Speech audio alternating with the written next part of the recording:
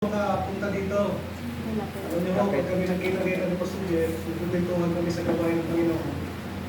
At talaga hong masaya siya, nagpilikwento na sa akin ang mga nangyari dito sa inyo. Sabi, mayroon pa pala ito dito. Tapos pinalita ni Pastor, ito na kung bahay sa bahay. Nakakatiles na po kami.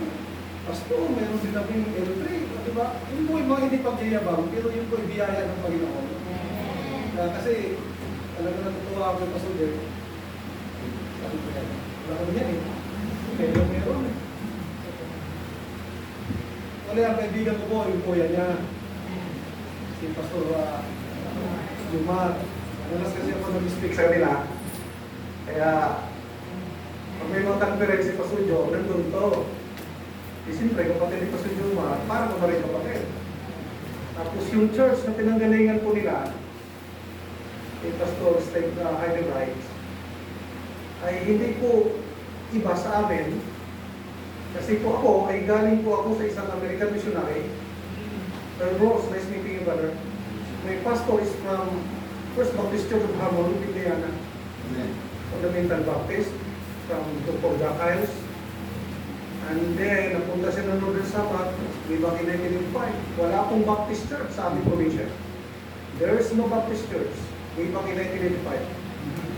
The only Baptist church is our church. But praise the Lord, ang ating pastor, iniwan ang Amerika, nag-mission sa lugar na kung saan daming MPA. Kilala ko lugar namin, plenty of nice people. Sabi nga mga tao doon, pag nagpunta ka na rin sa ama, baka pag-uwi mo, wala ka ng ulo. Tinakot pa siya. Sabi niya, di bale, mapubutan ako ng ulo. Basta nandun ako sa gawain ng Amen. So, way back in 1985, nag-start silang gawain. Praise the Lord, nag-start sila mismo doon sa aming bayan. At kung saan nandun, malapit ang aming barangay. At ang biyaya ng Panginoon, ang aming pamilya, isa sa naabot ng ministry ng American Missionary. Amen. Hanggang ngayon, kami nagpapatuloy. Subukan kami ng isang American Missionary. I love America.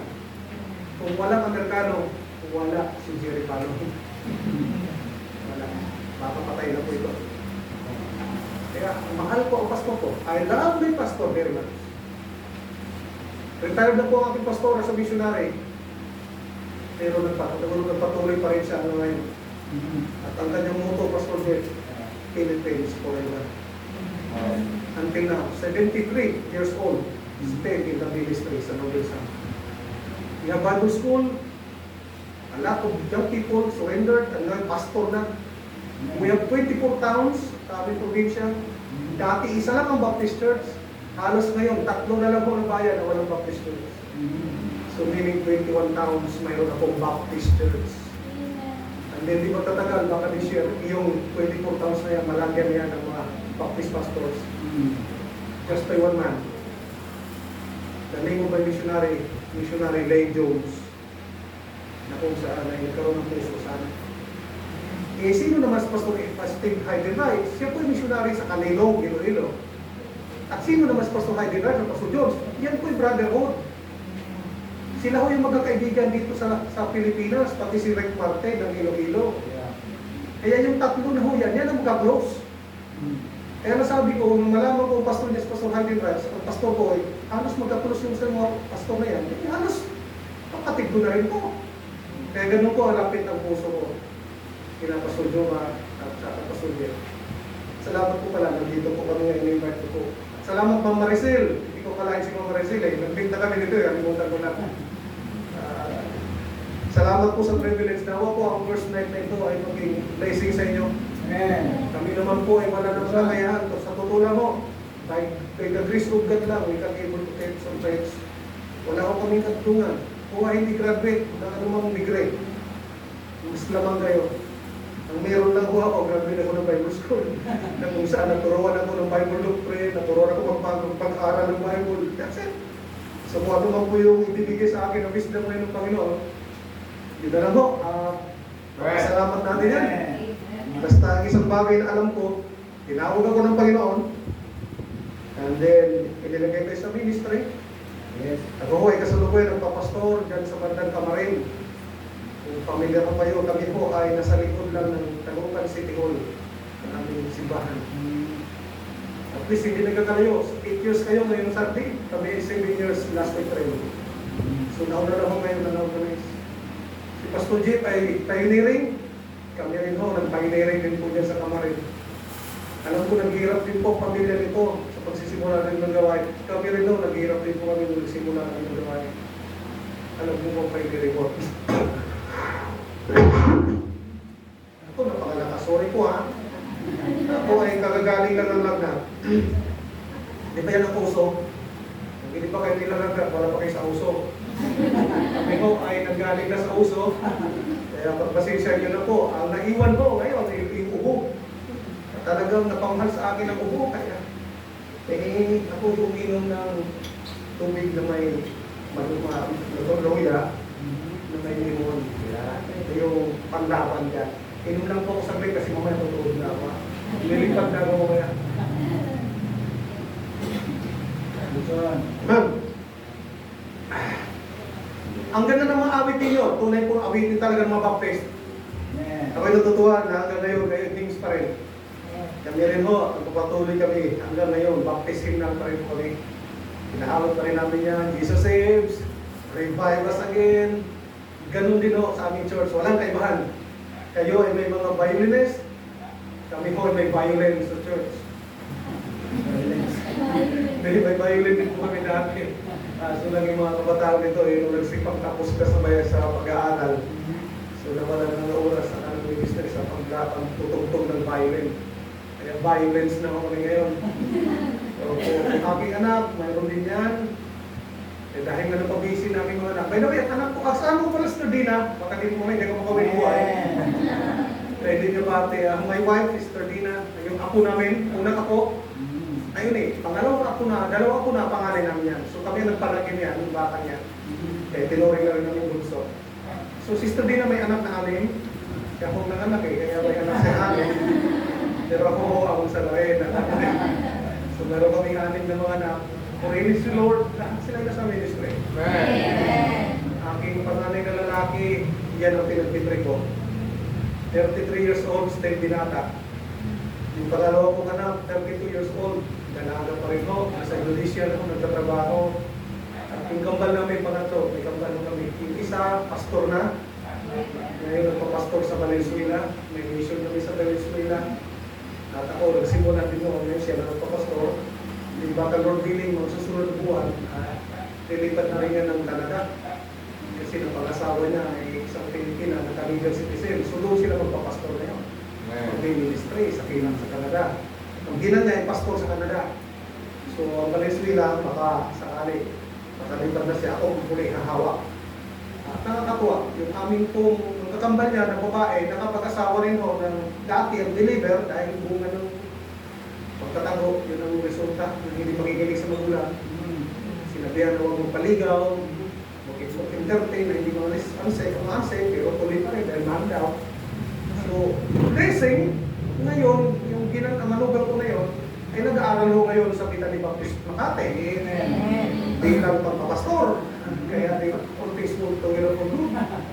So, magkakaroon ako ng anak na pastor, may manugang na pastor. At yung panglima kong anak ay binata pa rin. At yung bunso namin, yun din ay professional na, yan ang aming pianist. Yung lalaki ko, so later, so halos na sa minister sila. Nakakatuwa na aming mga anak, di ba nakikita? Kaya tuwa ko makita ng kabataan, very active. Ganun din ang aming mga young people. Kaya alam masaya na magulang. So makikita ka mga anak na very active sa gawain. Sabi ni Pastor, hey Pastor, anak ko yan. Hindi nagpa-piano, okay man. Kasi bunso namin pianist din eh. Gusto yung nagbabayin dito. Ano rin yan? Sabi ko, buti na lang, naging nagpahana sa'yo. Nagpahana kay Mama Maricel. By the way, masaya ba kayo kapatid? Okay lang ba ako kahit isang oras? Diba, sabi naman ni Pastor, parating pa yung iba. Sige, pintuhan muna tayo. Mamaya, pagdating nila, invitation na. By the way, sige, simulan na ako tayo. Saan natin itong mga Bible place in the book of Ruth? Ruth, chapter 1. Amen. By the way, napakasaya ng iyong gawain. Birthday pa ni Brother Bruce, ha? Amen. Amen. Kaya sigurado, baka ito mamaya ng barbecue. Amen. Ice cream. Sige, pangalanan natin. Pangarap lang naman yun eh. Nice meeting you, Brother Ruben. Ruben ba? Jen. Birthday niya nung 14. Si Brother Wayne. Yung kanina, sino ba yun? Brother Wayne. Dalawa yun. Bakit ko rin? Kaya, opo. Happy birthday sa inyo. Ruth chapter 1. Ano ba ginagawa niyo, Pastor? Tumatayo kayo, di ba? Tumatayo kayo habang nagbabasa ng Bible dito.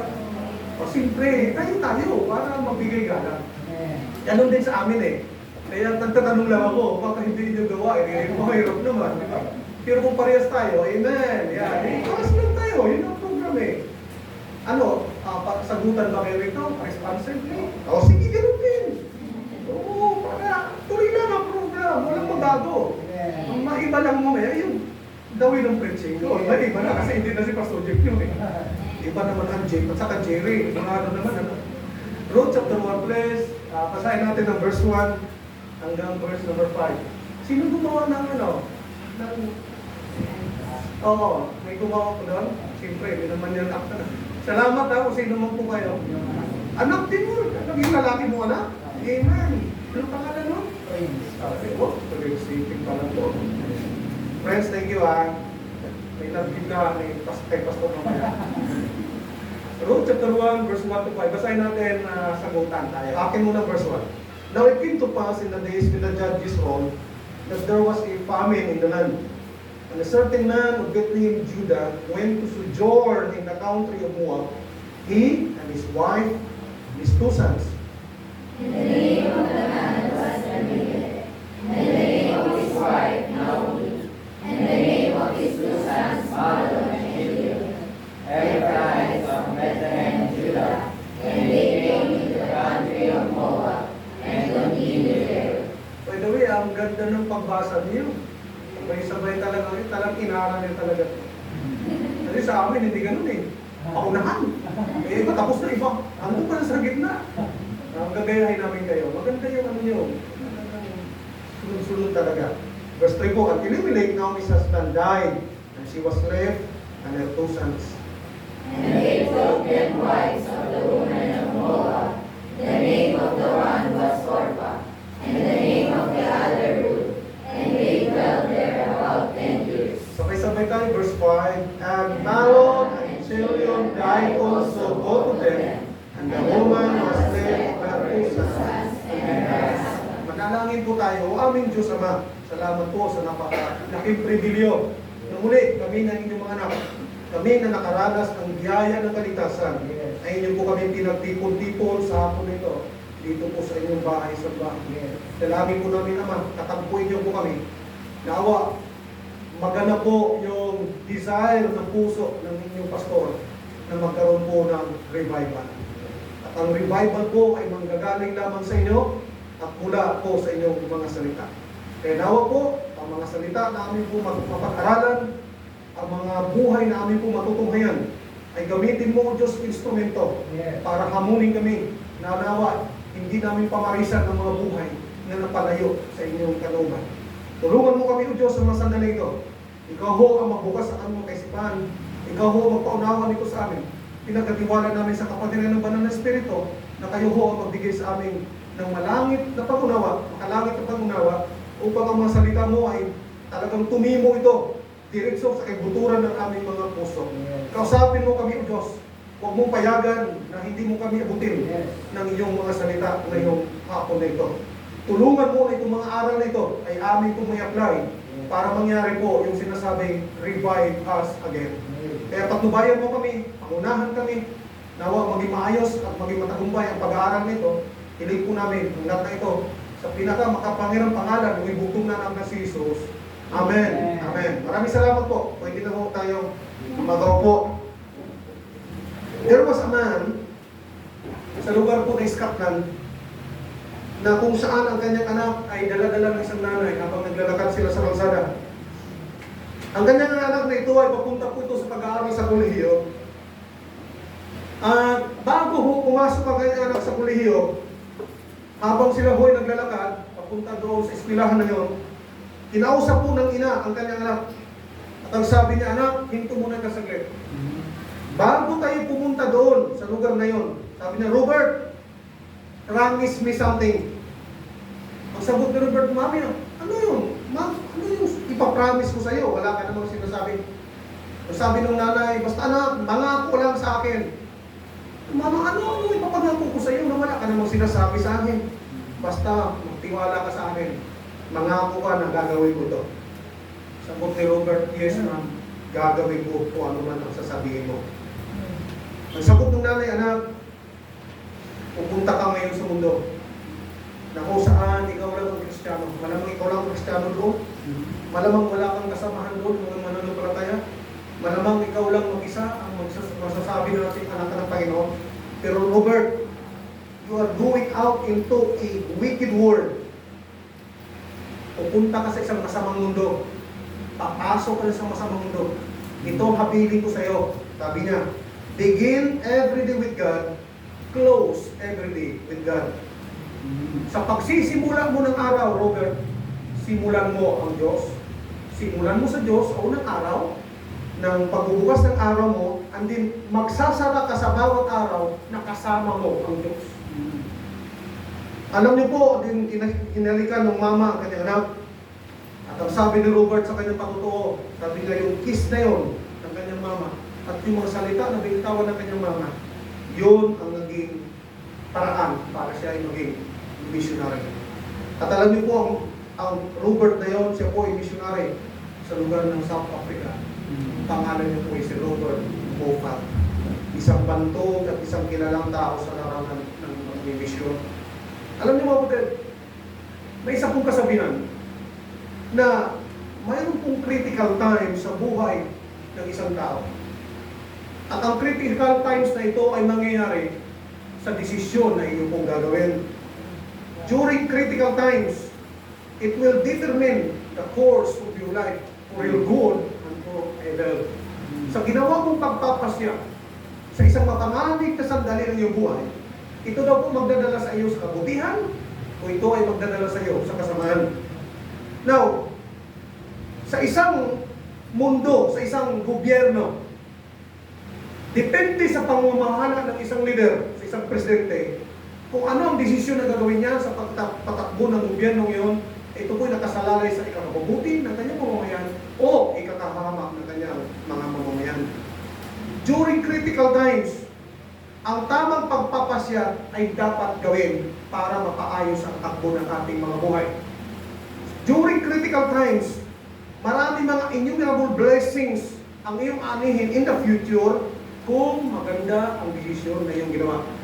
But kung ang ginawa mo ay mali, sa isang mapanganib na buhay sa mundong ito, pag mali ang desisyong pinasok mo, lalo na sa estudyante, pag pumasok ka sa isang alanganing sitwasyon, sigurado ang anihin mo sa iyong future ay talagang puno-puno ka ng kalungkutan, punong-puno ka ng pamahanan. Kaya, ang wrong decision na gagawin, it will be filled with untold misery and sorrow. But, kung ang desisyon na ginawa mo ay tama, balang araw, aani ka naman, hindi mo mabilang ng mga pagpapala. So, depende sa decision na gagawin mo bilang isang kabataan, depende sa gagawin mo na desisyon bilang isang magulang, depende na desisyon na gagawin mo bilang isang pastor. Pastor, kasi sa atin lalo na kung mag-isinawagan natin, kailangan tama dyan ang ating mga desisyong bibitawan at gagawin. Once na magkamali ang desisyon ng leader, ay sigurado maraming mga pangadadamay. Now, isang maling desisyon, ito ang magbibigay ng maling estimate sa kanyang buhay. One single decision is enough to ruin our future. Agree ba kayo? Yes. Ako hindi ako nagsisi na ako'y naging pastor. Ikaw ba pastor? Hindi ka nagsisi. Akala ko tinatanong lang naman. Hindi ako nagsisi na ako'y nagsuko na ako'y buhay. When I was in 17 years old, sinuko ko buhay ko sa ministry. At nung time na yun, tutoy na tutoy, sabi nila. Pero hindi ko pinagsisala kung tama ang decision natin gagawin. Hanggang ngayon, inandi ko yan, pastor. 52 years old na po ang inyong lingkod. Ilang taon na nakalipas mula akong nagsuko ng aking buhay. Pastor, ngayon, talagang hindi ko mabilang ang mga pagpapala na itinaranas ng Panginoon sa aking buhay at sa aking pamilya. Why? Because of that single decision na ako'y sumunod sa kalooban ng Panginoon. So, ito sa ating pag-aaral ngayong gabi. Titingnan po natin dito isang lalaki na during those critical times sa kanyang buhay, siya ho ay naggawa ng isang desisyon that was very, very costly. Ang bandang huli, napikita natin, it was fatal. Now, ang pangalan po ng lalaki yon ay walang iba kundi si Elimelech.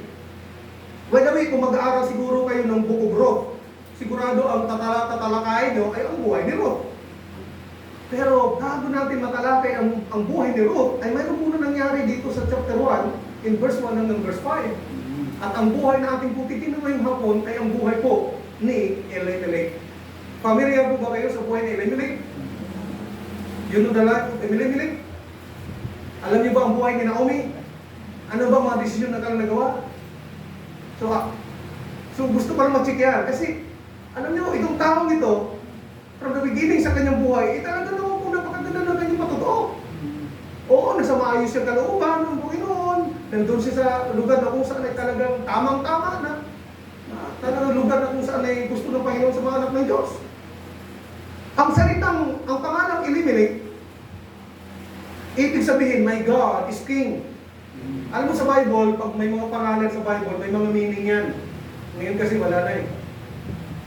Gaya-gaya na lang tayo sa kung kanino-kanino.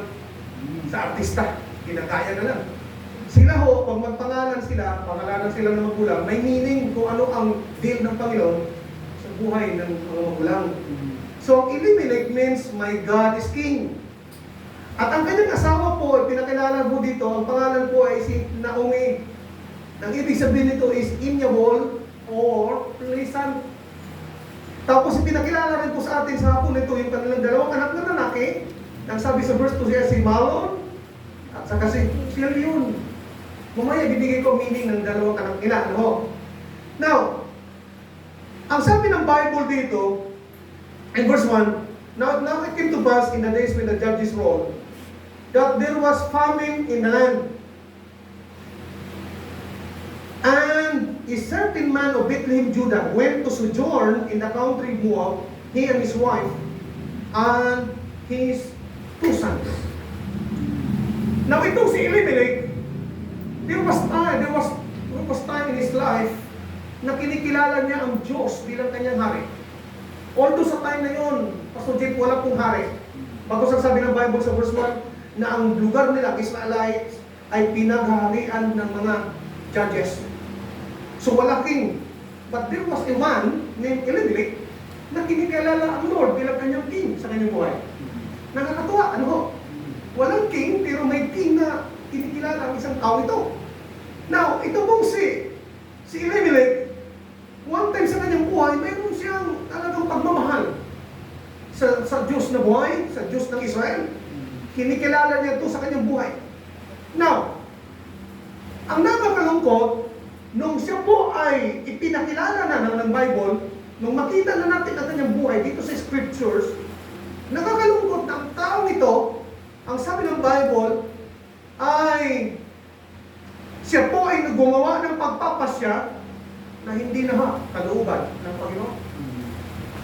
So alamin natin ito, baka sakali ito ang magiging takbo ng ating buhay. Dalangin ko, nanawa, ito po ay kwento lang ni Elimelech.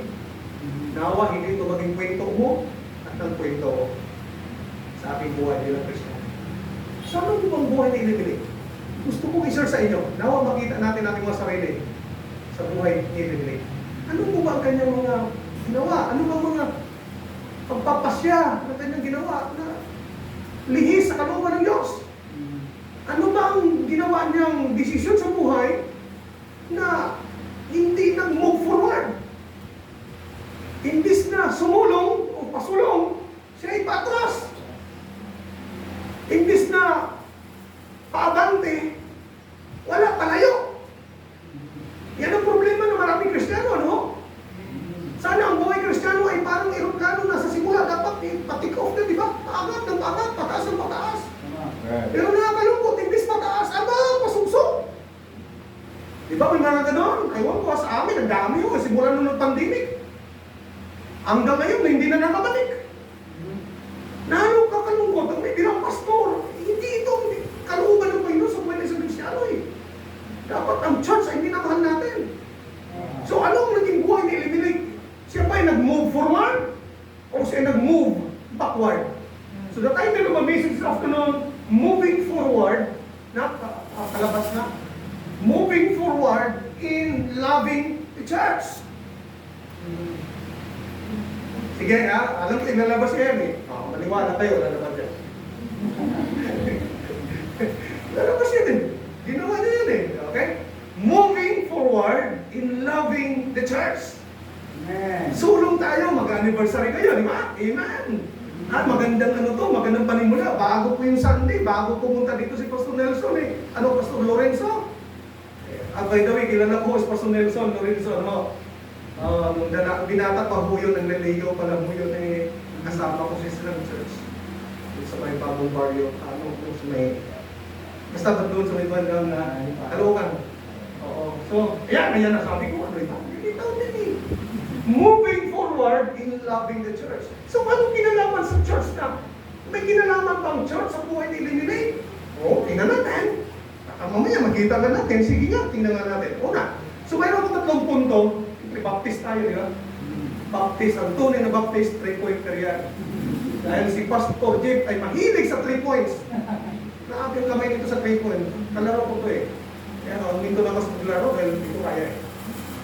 Magaling si Pastor Jeff. Ako nag-iaya. Pastor, may team ako. Baka sumali, sasali ka sa akin. Ay, Pastor, unahan lang mo kayo. Sayang naman, wala lang may 3 pointers eh. Stick carry kailangan namin eh. Night na yan eh. So, kaya na 3 points this afternoon para sana matuto tayo. Amen? Yan naman purpose ko eh. Pumunta ko rito para maging kapapala. Salita ng Diyos. Tingnan natin, the foundations that they were faced. Ano ang kalagayan na kanilang kinakaharap? Anong meron? Anong sitwasyon meron sila during the time? Sa panahon ni Elimelech, sa kanyang asawa na si Naomi, sa kanyang mga anak na si Mahlon at Chilion, ano ang sitwasyon na meron sila? Okay, tingnan natin muna ang background ng kwento ng buhay po ni Elimelech. Nang magsimula ang Book of Ruth, ay pinakilala po dito na sabi na it came to pass in the days when the judges ruled. Nagpasimuno yung mga hukom. Walang sinabi kung sino hukom ang namumuno rito. Walang binanggit na mga hukom. Baka kay Ehud ba to o kay sino ba yan? Wala. Basta sa panahon na naghahari daw yung mga hukom, ay nagkaroon daw po ng famine in the land. Malinaw na sinabi ng Bible, nagkaroon ng gutom. Nakaranas na po ba kayo sa mga probinsya nyo na nagkaroon ng tagtuyot? Ako ho, nakaranas kami for 8 months na walang ulan. I think that was in 1983. Gusto, nakaranas kayo sa Iloilo? 6 months kayo, kami 8 months. Walang kahit patak, isang patak na ulan. Tuyot talaga. Kaya resulta, daming mga pananim na namatay. Hindi ka makapagtanim dahil napakatigang ng lupa. So, during this time, nadaanan po nila ito, nila Elimelech ng kanyang pamilya, na nakaranas sila ng tagutom. So, it was very difficult and distressing. So, para kasi sa kanila, ang mga Israelita that time, nabubuhay lang sa agrikultura. Ngayon, kung walang ulan, paano sila makapatanim? At kung wala silang maitatanim, ano, anihin, wala silang makain. So, resulta nito, gutom. Kaya tingnan natin dito mga kapatid, dahil sa sitwasyon na hindi maganda, ang lugar na kanilang kinititirhan ay ang sabi ng Bible, nagkaroon po ng famine. Nagkaroon sila ng sobrang kagutuman. Alamin natin ano ang land na yan na sinasabi ng Bible na nakaranas ng famine. Now, ang sabi ng Bible, in verse 1 ulit, and a certain man of Bethlehem, Judah, went to sojourn in the country of Moab, and his wife and his 2 sons. So, ang land na binabanggit ng Bible na nagkaroon ng famine is no other than Bethlehem, Judah. Now, titingnan natin itong lugar na ito. Ano ang Bethlehem, Judah? Wow, alamin natin yan. Now, letter A, Bethlehem, Judah is a place that express blessing. Ang Bethlehem, Judah, mga kapatid, ito yung sinasabi sa Bible o sinasabi ng Panginoon kina Moses at sa mga children of Israel na it is a land filled with milk. It is a land flowing with milk and honey. Ang Bethlehem, Judah, ito ay bahagi sa Canaan. So, itong lugar na ito talagang naghahayag ng blessing. Isa-isa natin na ang Bethlehem, ito ang isa sa pinakamatandang bayan ng Israel. At ang pangalang Bethlehem, ibig sabihin, House of Bread. Bethlehem means House of Bread. Ang original name ng Bethlehem ay Ephrata. Nang ibig sabihin naman po ng Ephrata, fruitfulness.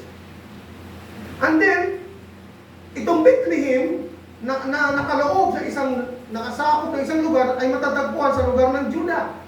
Na ang Judah naman po, ibig sabihin, praise. Now, isa-isahin natin mga kapatid. Bethlehem, Judah is a place that express God's blessing. Bethlehem, house of bread. Nakuha niyo mga kapatid? Judah. Ano yung Judah? Praise. Ano kayong Hercules? Kalimutan ko agad ah. Ephrata, the old name. So Ephrata. So meaning, ang lugar ng Bethlehem, Judah, talaga naman po lugar ito na kung saan andun ang biyaya ng Diyos. Andun ang pagpapahala ng Panginoon. By the way, ang Bethlehem is a future birthplace of the Lord Jesus Christ. Which is the bread of life. Jesus is the bread of life. Kaya ang Bethlehem, Judah, punong-puno ito ng pagpapala. At dahil ito ay pagpapala, lugar ng pagpapala, gusto ng Panginoon sa kanyang mga anak na dapat doon manirahan, doon magtitira. Alam niyo mga kapatid ang Bethlehem, Judah kung ano? Sa ating panahon ngayon? May idea ka? Ang Bethlehem, Judah para sa mga Kristiyano ay walang iba kundi ang church. Parang walang sumang-ayon sa inyo. Isa-isahin ko ha, baka sakali makumbensi ka. Ang Bethlehem, Judah is a picture of the church. Bakit? Ano meron sa church? Okay, sa church, naman, it is a place na, ito yan, tingnan nyo na. Paradise. Sunod. Oh, it is a place of spiritual prophet. Amen. Nasa church ang pakinabang natin bilang isang Kristiyano. Amen. Nandito sa church ang ikatatawag natin bilang isang Kristiyano. Yes. Kung wala ang church, wala ang Kristiyano magiging matibay sa kanyang pananampalataya. Ako ay laki sa church. Yung people din ako na nagsimula sa church. Ang lalo mo kung bakit ako nagsoko ng aking buhay. Kasi during my time, nasip ako 14 years old eh. So 3 years time na kung saan ako inalagaan, Bible study ako, dinisciple ako, naturuan ako, lumago ako sa aking spiritual na buhay. Nakinabang ako sa church na pinaglagyan sa akin ng Panginoon. Kaya pagdating ko ng 17 years old, no doubt, walang dahilan para hindi ko isuko ang buhay ko sa Panginoon kasi nakinabang na ako sa spiritual na blessing. Amen. Alam ko mga kapatid, kayo mga young people, hindi kayo magiging katatag na isang matibay na young people kung wala ho ang local church. Kahit sino, kahit si pastor, alam ko yung people rin si pastor mo, si Bang, malamang eh. Lahat kami dumaan sa ganung sitwasyon katulad ninyo. Pero kung wala hong church, hindi kami magiging ganito katibay bilang isang mananampalataya. Kahit kayo mga kapatid. Kaya ang church napakahalaga sa isang Kristiyanong tunay. Kaya kung ikaw ay Kristiyano, kinikling ng Kristiyano ka, kailangan lagi ka na sa church. Kasi dito ang pagdago mo. Tama. Amen. Di ba yung Pasto, nag-aral tayo sa Bible School na nadaanan nyo, yung grow, di ba yung salitang grow, G-R-O-W, di ba? Yung G, yung letter G, ang meaning yan, go to church. Para ka lumago, go to church. Di ba? Tapos ano pa yung R? Read your Bible. In order to grow, you need to read your Bible. Ano yung sunod? Pasto, maalala mo yun. Matagal na ito, 1989 pa ako nag-start ng Bible School eh. Obey God's Word. Kasi walang naman silbi, binabasa mo ang Bible, kung hindi mo susundin. So hindi ka lalago. Kahit ano mo gawin, ang kalooban ng gawin mo, ano basa mo, gawin mo. And then W, witness for Christ. Di ba? Sulwini, may schedule kayo tuwing Sabado. Alam mo, ginagawa lang ho yan ng mga lumalagong Kristiyano. Yeah. Kasi kung hindi ka malagong Kristiyano, hindi ka sasabi sa sulwini. Para sa iyo wala yan. Pero kung malago ka anak ng Panginoon, hindi. May puso ka sa hanggang na walang kaluluwa. Kaya ang church napakahalaga. Bawat activity dito, dapat na yung ginagawa natin, sinupunta natin, kasi ito yung ating paglabong spiritual. So, ang church is very important sapagkat is a place of spiritual profit. Magiging healthy ang Christian life mo kung lagi ka na sa church. Pero kung wala ka sa church, sigurado ko magiging anemic ka. Magiging weak kang Kristiyano kasi wala kang bread from heaven na narinig. Every time na pumunta kayo dito sa church, every time na tumayo dito si Pastor Jeff, wala siyang ibang layunin dito kundi hayag salita ng Diyos. That is our spiritual prophet. Kaya ang church napakahalaga mga kapatid. It enables us to grow and maintain healthy Christian life. Amen. Kami kahit mga pastor, panay pa rin kami study. Panay aral. Kahit kagabi, anong oras na ako natulog? Para dito. Kanina, nakakain ako, alas 3 na ng hapon, nakalimutan ko, tanghalian ko. Sa kaaral. Kasi wala kami ituturo kung hindi kami mag-aral. Kayo, upo na lang kayo dyan eh. Nanganga na lang kayo, pakikinig na lang kayo ng papangaral sa inyo. Pero bago nyo mapakinggan yan, mga ilang oras ang ginugol ng inyong pastor. Nagpuyat yan, nag-isip yan. Para na makabuo ng mensahe kasi gusto niya kayo ay mapalago ng salita ng Diyos. So a place of spiritual prophet, no other than the church.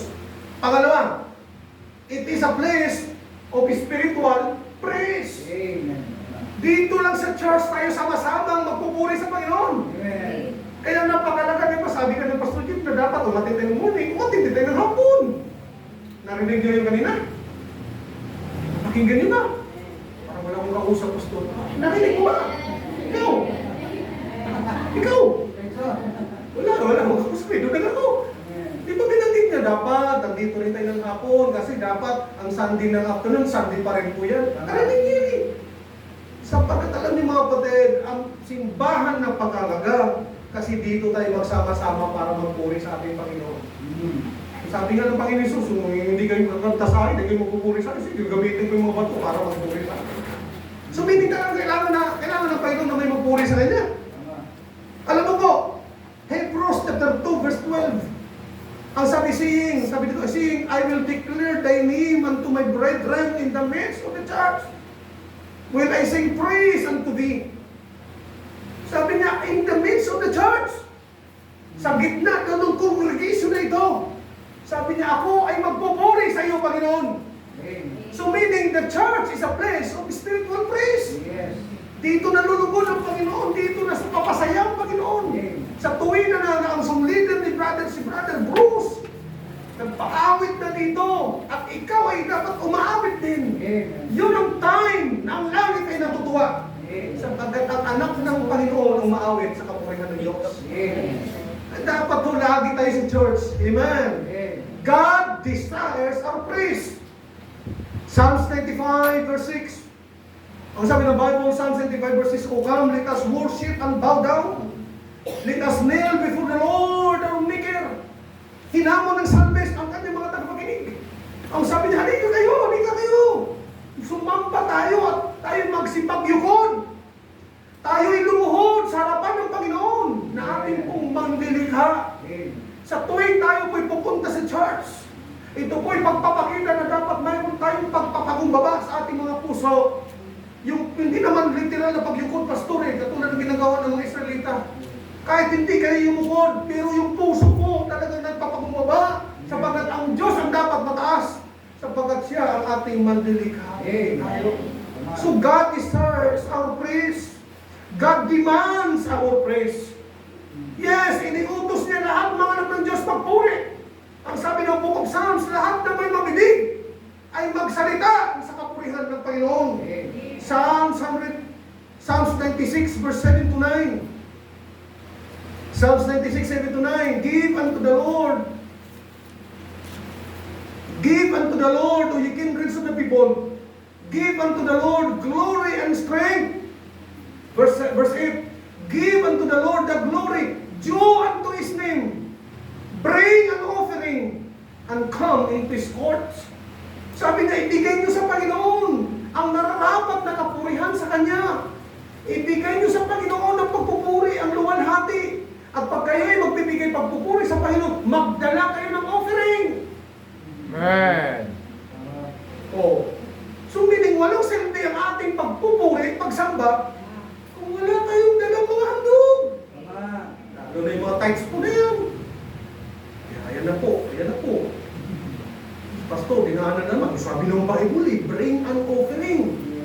So walang silbi ang worship kung walang offering. Akala niya, sumabaptis lang, hindi po.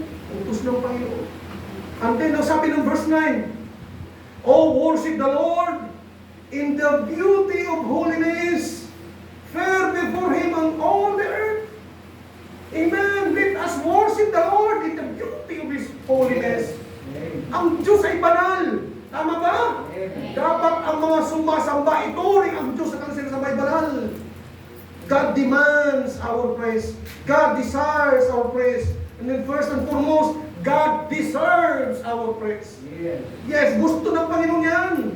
Ang sabi ng Bible sa Psalms 119, verse 164. Psalms 119, 164. Sabi ni David, 7 times a day do I praise thee because of thy righteous judgment. Tingnan niyo si David sa kanyang patutuo sa lahat ng mga Kristiyano. Ang sabi na sinasamba kong Panginoon 7 bisis isang araw. Hello! 7 bisis niyo sinasamba ang Panginoon sa loob ng maghapon. Tayo, ilang bisis tayo nagpupuri sa Panginoon sa maghapon? Ha? Ewan ko, sa inyo. Kayo alam sa inyo sa inyo. Hindi ko alam kung nagpipre kayo, kung kumakain kayo.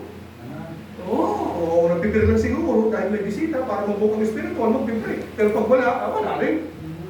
Hindi nyo mga kapatid si David, 7 bisis, bilang na bilang niya, alam niya buhay na ito eh. Ito ang kanyang habit, Pastor. This is his constant habit. It is his daily activity. Sa bawat araw na lumalapas sa kanyang buhay, 7 bisis siya nagpupuri sa Panginoon. Talagang sinasamba niya ang Diyos ng kanyang manilikha. Tayo. Hello po, may kausap ako. Ikaw. Tingnan ko sa taas. Amen.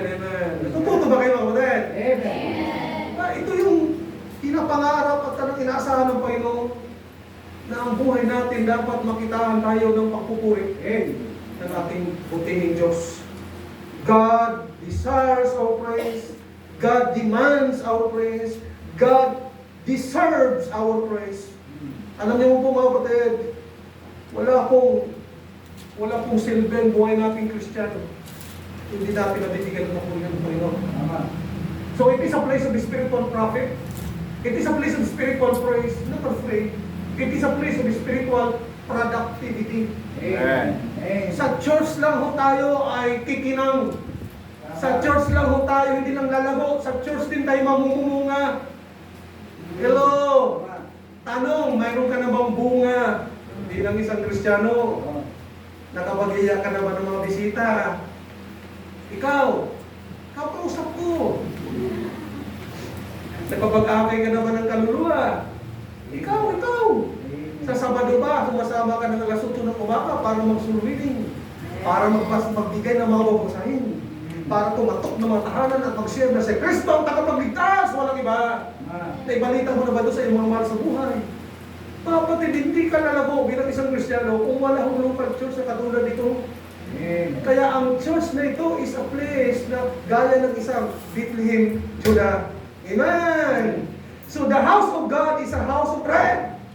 Ma-enjoy natin ang blessings na ito sa tuwing tayo po'y nakikinig ng salita ng Diyos. At habang tayo sumasamba sa Panginoon bilang kabahagi ng pamilya ng Diyos. Amen! As a family of God, joining together, worshiping the Lord of Lords and the King of Kings. Amen. At isa pa, mga kapatid, ang kalooban ng Panginoon ay isa sa bagay na talagang magbibigay sa atin ng kaluguran sa Panginoon. So, are you in God's place every Sunday? This is a place of blessing. Sana, pag may blessing, di ba? Huwag natin kalimutan. Umattend na umattend. Tama. Kasi every Sunday, iba-ibang blessing natin matatanggap. Oo, minsan may mga blessing, mapait. Pakinggan. Naibibig. Pero pag yan, i-apply mo, ikaw rin naman ang ani. Ikaw naman ang papapalain eh. Tama. Sa umpisa, talaga naman mo, ayaw natin eh. Talaga, di ba, na-offend pa nga eh. Ang pasto naman, puro giving. Pero pag natuto lang tayo sundin ang salita ng Diyos, bandang huli, baka ikaw naman ang babalikan ng Panginoon eh. Amen. That's right. Hindi naman lugi ang mga taong sumusunod sa kalooban ng Diyos. Tama. Saka pagpapala ng Diyos yun eh. Saka bago mo nang ibigay, naibigay na muna ng Diyos eh. Binabalik na lang ho natin ang para talaga sa Kanya. Tama. Kaya mga kapatid, every time na may bukas ang pintuang ito para sa gathering, katulad ng special service ito, di ba? Dapat wala kayo rito. Kasi hindi mo tili-lumila kayo inabangan. Tama. Pero sinuntabi niyo yan kasi mamaya no? Yes. Dahil unahin muna natin ang ganitong gawain. Amen. Kasi hindi makakatulong sa ating spiritual paggawa. Tama.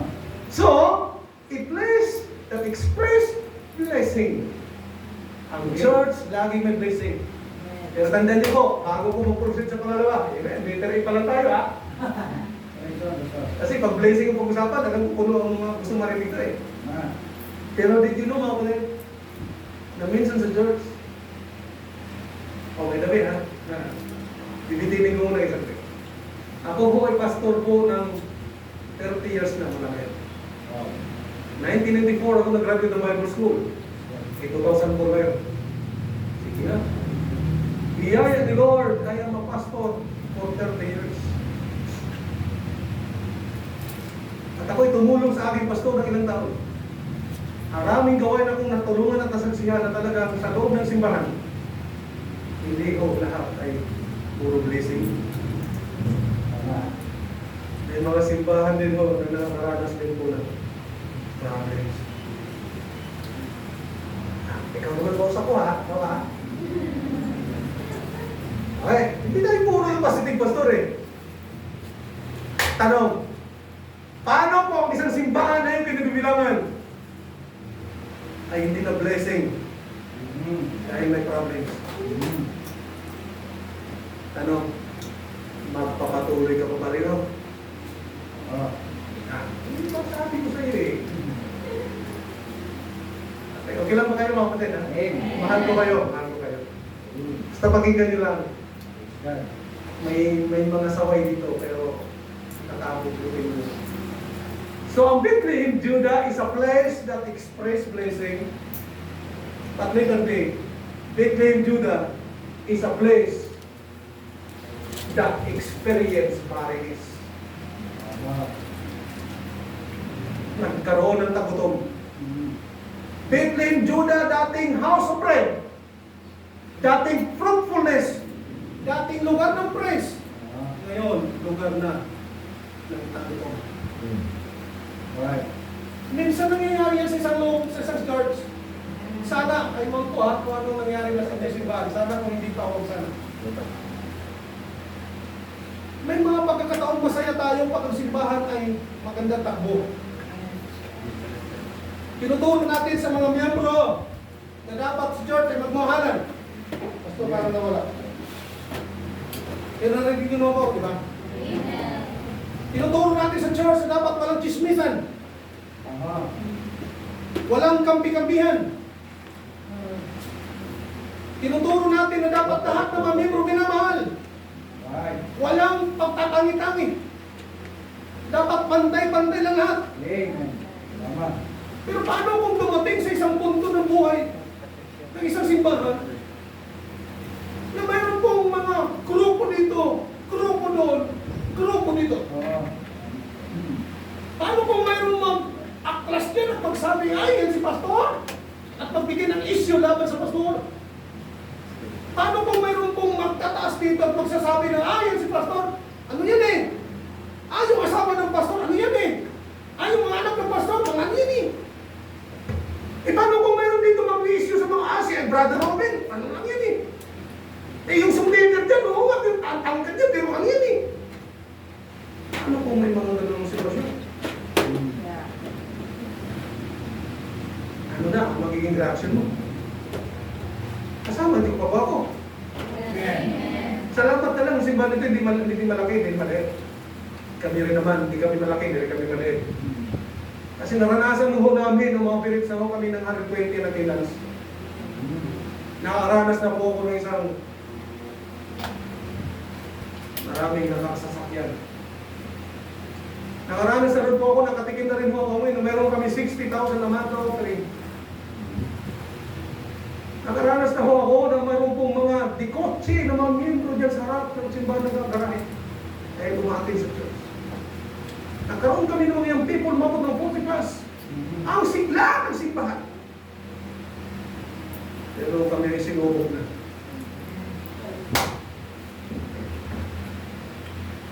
Halos lampas kalahati na wala si Diyos. Ang mga nagsasabi natin, Pastor, hindi ka namin iwanan. Sa likuran mo lang namin. Hindi ka namin iwanan kayo. Ang church minsan between Judah, blessing talaga ba? Blessing, yes.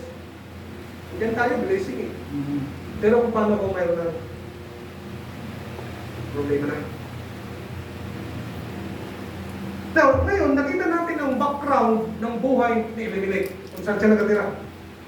Tingnan naman natin ngayon ang naging reaction ni Elimelech nung sila po ay nakaranas ng takutong. Which is a larawan ng mga Kristiyano. Pag mayroon ng problema sa loob ng church, ano ang iyong reaction? Kakampi ka ba doon sa mga lumalaban? Aalis ka rin ba katulad nila? O mananatili ka pa rin sa lugar na kung saan ka inilagay ng Panginoon? Ano ang maging reaction mo? Natingnan natin mga kapatid ngayong ako nito. Ang lugar na kung saan nakaranas ng katubra, ang tawag to, na hindi na namunga. Ang dating house of bread, ngayon the place of barrenness. The place of fruitfulness is a place of unfruitfulness. A place of praise, na puno-puno ng thanksgiving, worship, and praise ngayon, is a place that has a famine in the land. Now, the place of blessings, ngayon the place of barrenness. So nakita natin ang contrast. Na ano bakit kaya nangyari sa Bethlehem, Judah, na nakaranas sila ng famine? Ano kaya ang mga dahilan? Bakit napunta sa ganitong sitwasyon ang buhay nila? Bakit ang lupain na ito na talagang sabi ng Bible flowing with milk and honey, ngayon nakaranas ng tagutom? Hindi nakaranas ng ulan. Hindi sila makatanim. Kung mayroon silang mga pananim na natuyo, nangamatay. Kaya ngayon maraming tao makaranas ng kagutuman. Bakit nangyari ang lahat na ito sa lugar na kung saan dumadali ng gatas at ng bulok? Sino ang gumawa ng ganitong kaparaanan para humantong ito sa ganitong sitwasyon? Paano nangyari na sila na talagang pinagpalang lugar, ngayon ay tuyok na lugar? Naalamin natin. Buksan na natin ang mga Bible place in the book of Deuteronomy. Dali ha, Leviticus muna. Bakit ang Bethlehem, Judah nakaranas ng tagtuyot? Bakit there was a drought in that place? Leviticus chapter 26, verse 18 to 20. This is the reason why experience barrenness. Leviticus chapter 26, verse 18. Sabi ng Bible, and if you will not yet for all this hearken unto me, then I will punish you 7 times more for your sins. Sabi ng Panginoon, kung hindi kayo makikinig sa akin, take note. Pag hindi kayo makikinig, ibig sabihin, hindi kayo sumunod sa akin. Sabi ng Panginoon, parurusahan kayo 7 beses ng higit pa sa inyong mga kasalanan. Ano sila nagkaroon ng tagtuyot? Palo ng Panginoon. This is the chastisement of the Lord. Look at it in verse 19. And I will break the pride of your power, and I will make your heaven as iron, and your earth as brass. Tingnan sabi ng Panginoon, sisirain ko ang inyong mga kambugan. So meaning naging mayabang, naging mapagmataas ang mga tao ito. Kaya sabi ng Panginoon ngayon, yung mga kambugan ninyo, basagin ko yan. And then, gagawin ko ang inyong mga langit ay gaya ng isang bakal. At ang inyong mga lupa ay gaya ng tanso. Ano yan? Tagtuyot po yan. Ibig sabihin, walang ulan galing sa langit. At ang lupa ninyo ay magiging tanso. Ibig sabihin, talagang tigang. Verse 20, and your strength shall be spent in vain. Sabi na, inyong mga kalakasan ay igugugol nyo lang sa walang kapuluhan. And for your land shall not yield their increase, neither shall the trees of the land yield their fruits. Sabi, lahat ng inyong pagsisikap, kahit magtanim kayo na magtanim, gumawa kayo ng inyong pamamaraan, kagalingan ninyo, mauuwi din sa wala.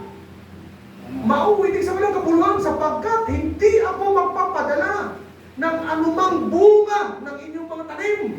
Kahit ang inyong mga puno, hindi mamumunga. So nangyari po ito dito sa Book of Ruth. Nakaranas sila ng tagtuyok dahil malinaw, bunga ng kanilang mga kasalanan.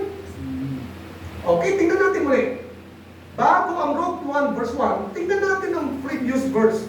Ang last verse ng Judges chapter 21. Tingnan po natin ang last verse. Bago mag Ruth 1, tingnan mo natin ang last verse ng Judges.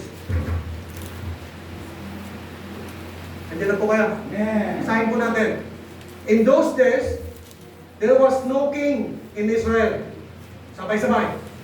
Every man did that which was right in his. Nakita niyo na? Ang bawat mga tao, ginagawa kung ano yung tama sa kanilang mga mata. So meaning kung ano ang gusto nila, nagagawa nila. At hindi nila ginagawa yun ayon sa kaluguran ng Diyos. So meaning, kung ano ang tama para sa nila, sige. I-enjoy nila ang gusto nila gawin, kahit labag na ito sa kalooban ng Diyos. At bunga nito, hindi natuwa ang Panginoon. Kasi alam mo ba, walang matutuwa na Diyos kung ang ginagawa ng tao ay labag sa kalooban niya. Kaya ang resulta nito, nagpadala ang Panginoon ng tagtuyot. Kaya sabi ng Bible, there was a famine in the land. Marinaw na mga kapatid, na yan po ay chastisement ng ating Panginoong Diyos sa kanila. Bakit? Sapagkat hindi sila marunong sumunod sa kalooban ng Diyos. Alam niyo mga kapatid, naraman din po ito sa ating mga buhay bilang isang mananampalataya. Na hindi po pagpapalain ng Diyos ang ating mga buhay kung lihis tayo sa kalooban ng Diyos. Tama o may tama? Minsan nag-iisip tayo na, wala namang mawala sa akin kung sakali i-absent ako sa church, sa business na naman. You're thinking niya, normal lang naman eh, si kapatid na, umabsent eh. Di ako absent din ako. Si kapatid na, hindi ako bumalik ng hapon ng Sunday. Di ako rin hindi ako atin ng hapon ng Sunday. So you're thinking na okay lang yung mga ganun. Pero pag panay ka na absent, maraming blessing ang nasayang sa buhay mo. Tao po. Ikaw, tao po. Kaya minsan, akala natin okay lang. Akala natin ayos lang ang ganitong mga gawain na ito. Pero di natin alam na yan na pala yung malinaw na hindi pagsunod sa kalooban ng Diyos. Malinaw na disobeying God yan. Alam mo po ang Kristiyano na hindi sumusunod sa Diyos, hindi po normal yan. Amen. Malinaw eh, whether therefore ye eat or drink whatsoever you do all to the glory of God. Amen. Sa bawat aspito ng buhay mo, nagtatrabaho ka, nasa eskwelahan ka, saan ka man, ginagawa mo na yan para sa kapurihan ng Diyos. Yes. Paano kung kapurihan na sa sarili mo? Tapos they're thinking, hindi naman tumali eh. Basta ginagawa naman ng marami, siguro pwede ko na rin gawin. Yang kamali, kapatid. Ito ang nangyari sa mga Israelites nito. Kaya malinaw na ang hindi pagpapadala ng Diyos ng ulan ay malinaw na inilayo ng Panginoon ng kanyang pong favor sa lugar ng Bethlehem, Judah. Ito ay malinaw na kung saan ang Panginoon ay hindi po nagpadala ng mga anumang blessing sapagkat hindi siya nag-produce ng anumang abundance. The spiritual barrenness nila at ng spiritual barrenness natin ngayon, bunga ito ng ating mga kasalanan. Ano bang failure na ating ginawa sa harapan ng Panginoon? Ito po'y magdudulot ng failure din. Minsan sa church. So, tapos na rin sa puyot ng buwan. May dalawa pa. Amen. Okay lang ba kayo? Eh, pwede ko nang bukas eh. Nang nakita natin the conditions that they were faced. Sitwasyon na kailangan kinakarap. May tagutog. Now, titignan natin ngayon, the choice, point number 2, that was fulfilled. Alamin natin ngayon ang reaction ni Elimelech. Nagkaroon ng famine in the land, the famine in the Bethlehem, Judah. Ano ang ginawang pagpapasya ngayon ni Elimelech? Now, tututukan natin ngayon ang buhay ni Elimelech sapagkat siya po ang padre di pamilya. Para nakita ko dito, ilan ang kami tatay dito? Ilan ba ang tatay? Tayo nga kami? Ayoko. Apat lang kami, para lima si Brother. Ito, para ito sa ating ata, tayo apat lang ha? Tayo apat lang.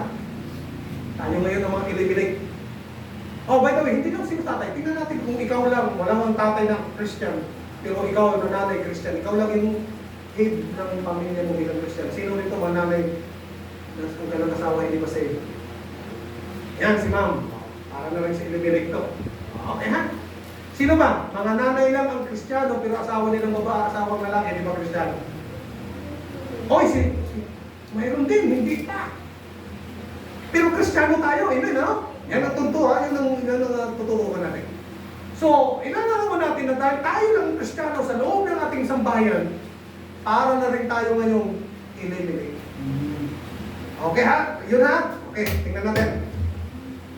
Ano ang ginawa ni Elimelech? Noong nakaranas sila ng tagutog. Alam mo mga Kristiyano na pag may problema sa isang bahay, sa isang church, lagi ang ginagawa ng iba ay umiskapo. Pag may problema. Alam niyo po, hindi yan ang magandang solusyon pag may problema. That's right.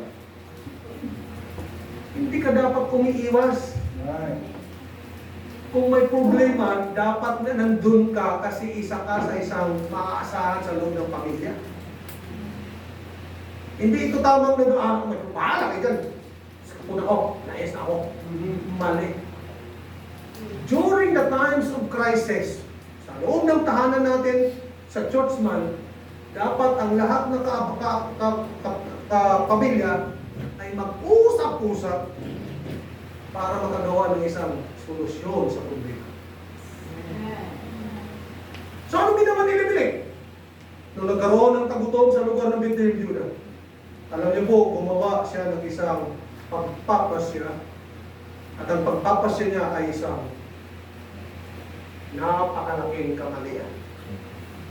Ano kayong kamalian desisyon na ginawa ni Elimelech? Now, later it took him to an unholy location. Dito na, palalim na tayo mga minamahal. Nagkaroon ng famine sa lugar ng Bethlehem, Judah. Nasubayban niyo po, oh. Ngayon, ang ginawa ni Elimelech, dahil tagutom sa lugar nila, nagpasya sila mag-asawa, nag-usap siguro, ang napagkasunduan nila, na umalis sila sa Bethlehem, Judah dahil tagutom. Ngayon, pupunta sila ngayon sa isang lugar. Ang tanong, anong lugar ito na kailangang pupuntahan? Balikan natin sa ating text. Ruth chapter 1 verse 1. Now came to pass in the days of the religious rule that there was a famine in the land. And a certain man of Bethlehem, Judah, went to sojourn in the country of what? Moab. He and his wife and his 2 sons. Malinaw, ay oo. Bakit? Tumanda ka yung susi. Nakalimutan ko pa sa yung susi ko sa motor. Tumanda na yung susi na yan, hindi ako pinalahan. Naiwan ko doon. Matanda na yung susi na yan. Thank you, Brother. Kung pinakita mo. Sino ba yung Ruben at Jim? Sino ba yun? Wala si brother. Ay, may nag-birthday ng Ruben. Pabot niya, binati ko siya. Ang espiritu, orang ko nandito. Baka masagin nyo, nandiyan na ngayon. Okay? Hindi ko alam kung matatapos natin to eh, kasi Richard! ginaganahan ako eh. So nagkaroon ng tagutom sa Bethlehem, Judah. Anong desisyon ni Elimelech? Naomi, ang kanyang dalawang anak na lalaki, umalis sa Bethlehem, Judah, pumunta ngayon sa lugar ng Moab. Ano itong lugar na Moab? Now, alamin natin ako tayo, ha? Now, there are two statement na nais kong makita in verse 1 and verse 2. Una. Tingnan natin dito in verse 1 yung salitang sojourn. Pangalawa, in verse 2, and the name of the man was Elimelech, and the name of his wife Naomi, and the name of his two sons Mahlon and Chilion, Ephrathites of Bethlehem, Judah. And they came into the country of Moab, and what? Continued there. So let us look the word sojourn and continued. Sa umpisa, ang panganang pag-uusap, ang plano ni Elimelech at Naomi, pupunta sila sa Moab just to sojourn. Anong ibig sabihin ng salitang sojourn? It means temporarily dwelling. Kung sa atin pa brief stay lang. Kung talagang parang pamilya na salita, bakasyon lang. Dahil nagtagutom dito, punta muna tayo ng Manila. Kasi may tagutom dito, siguro hanggang hindi pa dito umuulan, di pa nagkaroon ng magandang pananim, di pa tayo magtatanim, doon lang muna tayo sa Manila. Saglit lang naman bakasyon lang. So yan ang kanilang plano. Pero hindi nila alam na ang lugar na kanilang pupuntahan ay lugar na hindi po kalooban ng Diyos. Ano itong Moab? Ang Moab po, itong 50 miles ang layo mula sa Bethlehem. At ito ang lugar na hindi po gusto ng Panginoon na pupuntahan kasi ang Moab po ay isa sa mga kaaway ng Diyos. Now, saan po magaling ang descendant ng Moab? Alam niyo kung nagbabasa kayo ng Bible mga kapatid, ang Moab po, ito po ay anak ng anak ni Lot. Alala nyo, di ba, nung umalis na sila sa Sodom and Gomorrah, Pastor? Pero yung asawa ni Lot, tumingin, di ba, patalig. So, naging haligi asin. So, mayroon na siyang dalawang anak na mandalaga na pumunta sila malayo doon sa kuweba. And then during that night, itong dalawang ito dahil mga, siyempre, Sodom, lumaki sa Sodom, Pastor. Yan ang mga magulang, no? Mga kapatid, ingatan natin huwag tayong lumaki sa, huwag natin palaki ng ating mga anak sa lugar na kung saan ay, alam niyo na, mga Sodomites. So, tumagal ang mga bata hanggang lumaki, hanggang na-adapt yung klase ng pamumuhay ng mga tao doon. Kaya nung nakalakot, di ka sila nasunog. Pero nung nandun sila sa loob ng kuweba, sabi ng magkapatid na, mga anak ni Lot, paano na ito? Hindi na mapagpatuloy ang ating lahi kasi wala na si mama. Naging haligi kasi na. Sabi ng pangalan, ano gagawin natin para ang lahi ni Papa ay tuloy-tuloy? Ang gawin natin, lasingin natin si Papa. Para tayo ang kanyang, alam na. Alam niyo na, di ba? So sa ganung pamaraan, nagbunga po. Ito yung tinatawag natin incestuous relationship. Magkaama, nagkaroon ng anak. Ang anak po nila na yun ay walang iba kundi si Moab. So meaning, ang anak na ito na Moab ay anak sa hindi kalooban ng Diyos. So nung ito ay lumaki ng Moab na ito, ay nagkaroon ng maraming, ang anak to, naging malaking bayan. At ito ay isang mga tao na talagang hindi tumulong sa Israel. Galit na galit ang mga Moabites sa mga Israel. Actually, yung isa pong pagkakataon na habang naglalakbay na po ang children of Israel, nung nakalabas sila sa Ehipto, papunto na sila ng Promised Land, dumaan sila sa lugar ng Moab para sana makapag-shortcut sila, Pastor, going to Canaan. Pero nung padaan sila doon, pinigilan sila ng mga Moabites. Hindi sila pinadaan. Kaya ang resulta nito, ang mga Israelites ay umikot pa na umikot hanggang napalayo sila ng gusto. Dahil hindi sila pinadaan sa Moab. And then, may mga pagkakataon ng Moabites po ay naging bitter enemies ng Children of Israel.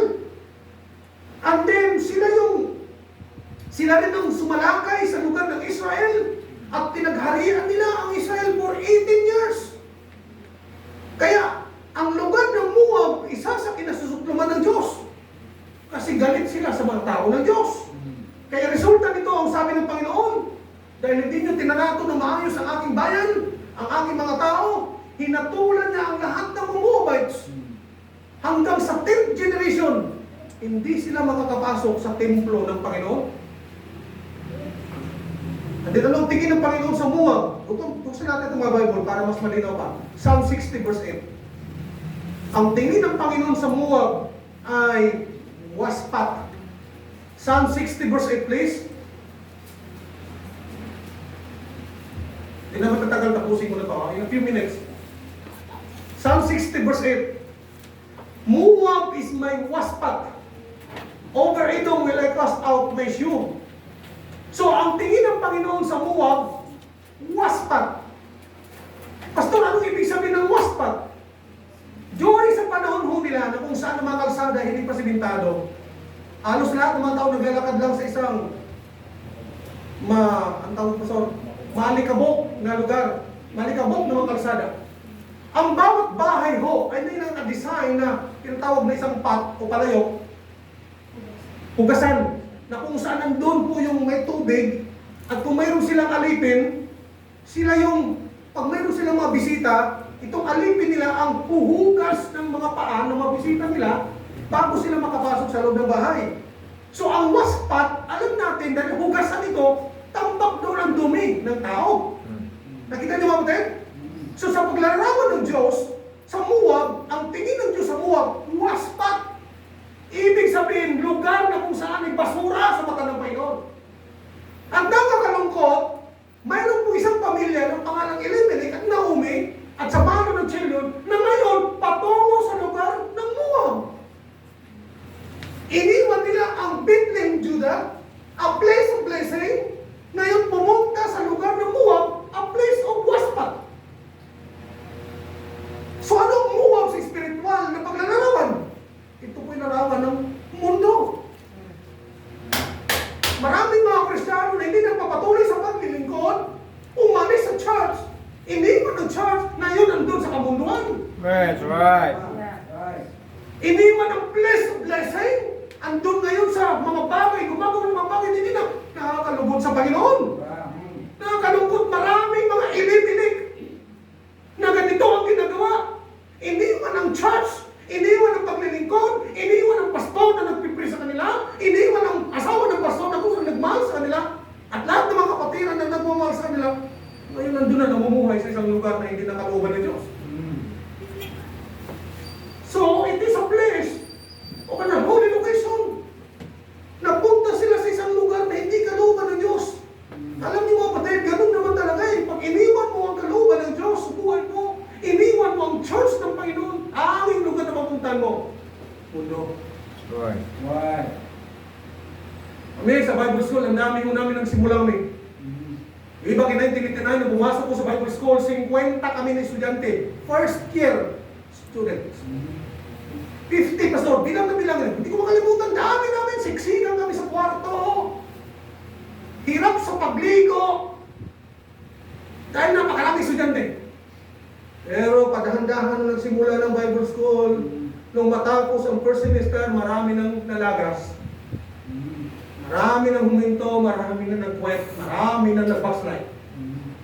At para mapa-fixi ang aking kwento, during graduation, pastor doon sa 40 na estudyante, nung nagsimula ng first year, 3 lang po nakagraduate. At kasama po ako doon sa 3. Amen! Dalawang lalaki, isang babae, pamangkin ko. Kami lang natira sa mga pagsubok sa Bible. Tanong, pastor, nasaan na yung 47 na yun? Pastor, nasaan na? Ngayon ang iba'y patay na. Bakit? Wala na sa kalooban ng Panginoon na punta sa kamunduhan. sakali ako ay nagpuwet din, malamang hindi nyo na ako makikilala. Praise the Lord, hindi namin iniwan ni Pastor Jeff ang Bethlehem, Judah. Amen. Salamat kahit anong hirap ni Ma'am Maricel na pagsisimula dito. Alam ko mahirap ang pioneering. Pero salamat tiniis namin ang lahat ng yan. Kasi ayaw namin iwanan ang place of blessing. Kaya ngayon, in-enjoy na namin. Dati, nag-preach ako, ang bubong namin, gano'n lang, oh. Yung unang mission house namin, wala pang kisame. Kaya, pinakamatagal kong preaching, 20 minutes, nakaktak ng pawis ko. Sobra, din napakainit. Ngayon, simbahan mo namin, katulad na rin mo nito. Amen. Air condition na rin po, biyaya na ito. Dati, nadang hirap kami. Pero hindi namin iniwan ang place of blessing. Tiis ang mga anak ko. Naku, kung kwento ko sa inyo, history ng aking mga anak, yung pastor kong anak ngayon, nag-barker po yan. Nagtawag po yan ng jeep. Oh, bago sila, bago sila. Isim. Papiso-piso na ako ng rider. Pag nakalikaw ng 30 pesos na time, uwi sa bahay, sasabihin niya, ma, ito na, pambili mo ng bigas. Dahil nung gabi na yun, wala kami makakain. 30 pesos na ang bigas noon. Tapos mamaya alis naman sila, dalawa kong lalaking anak, magbabarker na naman. Pag nakaipon sila ng pera, sasabihin, ma, ito, ibili ko ng sardinas. Yan ang naging buhay namin ng how many years. Pero hindi po namin iniwan ang Bethlehem, Judah. Amen. Praise God. Ano mo, susubukin talaga kahit ang simbahan ng Panginoon.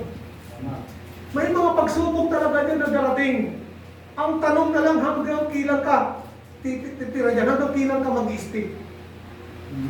Ang ano dito, pag sa tuwing may problema ang simbahan, sakali niyanig ng isang parin. Dapat ang mga Kristiyano ay nagkapit, bisig para tulungan makaahon ng church ng Panginoon. Nagtulong-tulong para makasurvive. Kung sakali gipit ang giving, kung sakali kapos ang giving, dapat nagtulong-tulong para may sulong ang gawain ng Diyos. Amen. Hindi naman lang ng panahon may family talaga eh. Hindi ho, kami ngayon, talagang nakaranas din kami ng pastor, ng deficit. Hindi nyo alam kung saan ang deficit? Baka hindi pa kayo. Naku po! Yung bang pagkatapos ng service, may pambili ka tayo ng bigas niya. So, magtatarsikil muna. Praise the Lord. Susubukin tayo bilang mga anak ng Diyos.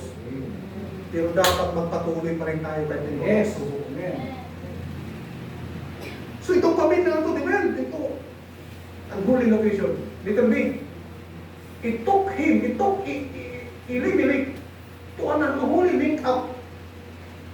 Nung nandun na sila sa Moab, ang dating nilang plano was to sojourn. Ano yung salitang sojourn natin? Just to dwell temporary. Just to have a vacation lang. Pansamantala lang kasi tagto yun sa Bethlehem, Judah. Dito muna tayo. Kasi at least dito hindi tagto yun. Makakain tayo dito. Makakaraos tayo dito. Doon, ang hirap doon eh. Kaya dito lang muna tayo. Sa ganung sitwasyon, pero may hindi na musumpi sa'yo, okay pa eh. Pero alam niyo po na nandun na sila. Yung salitang sojourn, pagdating sa verse, ano ba tayo? Pagdating sa verse number 2, sabi ng Bible, and continued there. So hindi lang na bakasyon, hindi lang pansamantala, kundi pansamantagalan na. Ano? Pansamantagalan.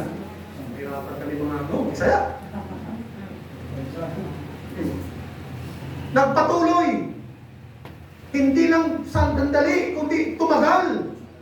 Hanggang nandun na sila, napamahal na sa kanila ang mga Moabites. Hanggang sa yung mga ginagawa ng mga Moabites, nagagawa na rin ang pamilya ni Elimelech. Bakit? Malayo sila sa Bethlehem, Judah. Narinig niyo po? Pag malayo ka sa church, hindi ka nag-church, bandang huli, makikita mo ng buhay mo, gumagawa ka na rin ng mga kamunduang bagay. Alright, good job. Right. Yung dati mga yung people na talagang napaka-conservative. Ngayon, aba, iba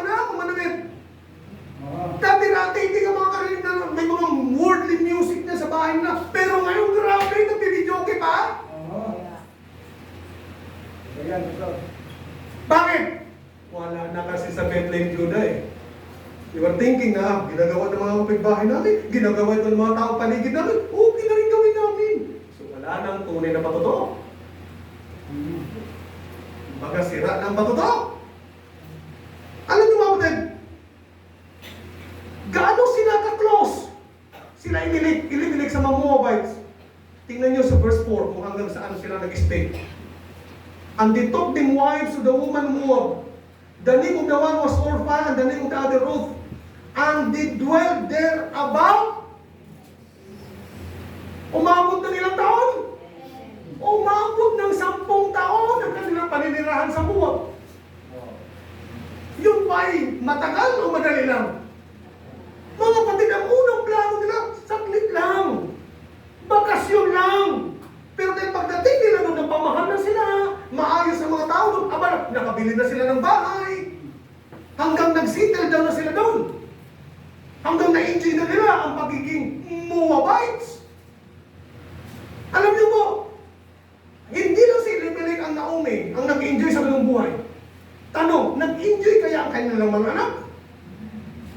Tingin niyo, yes, ang sabi ng verse 4, hanggang ang kanilang mga anak ay nakapag-asawa na ng mga babae. Mga anong klaseng babae? Tingnan niyo verse 4. And they took the wives of the women of what? Moab. Dahil nag-stay sila na matagal sa lugar ng Moab, hanggang sa lumaki ang kanilang mga anak, nagbinata ang mga anak nila, hanggang ngayon, nakapag-asawa na rin ang mga Moabites. Mga Hudyo po ito. Mga tao ito ng Diyos. Dapat hindi sila mag-asawa na hindi tao ng Diyos. Pero dahil andun sila sa maling lugar, nakapag-asawa na sila ng mga tao hindi anak ng Diyos. Tao po. Tao po. Alam niyo mga kapatid, ito ang sinasabi ko sa mga magulang, na dapat tayong mga magulang na mag-iingat sa lugar na kung saan titira tayo. Kasi kung maling lugar ang matitira natin, anong influensya ibibigay ng mga kaibigan nila doon? Anong may kapasa nila? Makakapasan na yung magandang ugali? Sasabihin ba yan ng mga unbeliever ng kaibigan? Talagang pagsandirin, talagang atindi sa church. Sasabihin ba yan ng mga kaibigan niya unbeliever? Hindi! Sasabihin, no, yung church ka pa. Sarap ka ng buhay na walang church, di ba? I mean, tingnan mo, nag-enjoy kami rito. Kasi ikaw, church ka ng church, tayo buhay mo naman eh, hindi naman nakakatugod sa Panginoon. So meaning, imbis na encourage, ayun, dinidiscourage. Bakit? Maling lugar ang tinitirhan ng mga anak ng Diyos. Kaya sinabi ko sa mga miyembro, mag-ingat kayo, kayo ang nakakaalam sa tama at mali. Dapat may turo niyo sa mga anak na ito, yung kanalalagyan dito, ang ginagawa ng mga tao dito, hindi nakakalugod sa Panginoon. Kaya dapat hindi kayo pagkaibigan sa kanila. Alam niyo po, sa experience ko bilang pastor, kung sakali man ho tayo ay nalihis, ano ho, backslide. Kami ni Mrs. nag-backslide ho kami, naranasan din namin. Sa madaling salita, tayong mga matagal na sa Panginoon, kahit mag-backslide tayo, anytime pwede tayong bumalik sa Panginoon. Pwede tayong bumangon, pwede tayo bumalik kung saan man tayo ulit na dalhin ng Panginoon. Alam, kaya natin yung bumangon kasi matagal natin sa Panginoon eh. Ang malaking katanungan, paano natin mga anak? Kung napamahal na sa kamunduan. Mahirapan ka ng i-encourage mo yan. Ako po, dati tara, gising maga ha, linggo ngayon, gising ng maga, pumunta sa church. Kaya natin yung kasi mga bata pa, sinimulan natin ng maga para magpuruan sila ng doon. Pero paano kung malalaki na yan? Hindi mo na magtatapos sa palo-palo yan. At kung sakali umating na sa church, yan ilabag sa kalooban. Tayo, hindi tayo bumangon eh. Mag-backslide tayo, pastor, kahit umabot tayo ng 10 years, kaya natin bumangon, kaya natin bumalik sa Panginoon. Tanong, paano yung ating mga anak? So nag-enjoy kaya si Malo ng chilyo? Sigurado ako. Sa loob ba naman ng 10 years na walang church? Sa loob ba naman ng 10 years na walang Bible reading? Sa loob ba naman ng 10 years na walang devotion sa pamilya? Sa loob ba naman ng 10 years na walang gospel singing? Walang mga awiting makalamit? Anong awitin meron sa loob ng bahay nila? Sigurado makamuabay sa mga awitin. Tama. Mama! Nandiyan ba tayo? Amen. Ingat tayo sa ating pagpapasya. Kasi huwag tayong magpasya na sa atin lang. Isipin din natin ang kinabukasan ng ating mga anak. Wow. Amen. Lalo na kung ating mga anak nagdadalaga na. Naku, dyan na malakas ang influensya ng mundo. Tama ba ako o may tama ako? Tama ka po. Na-experience ko ho yun.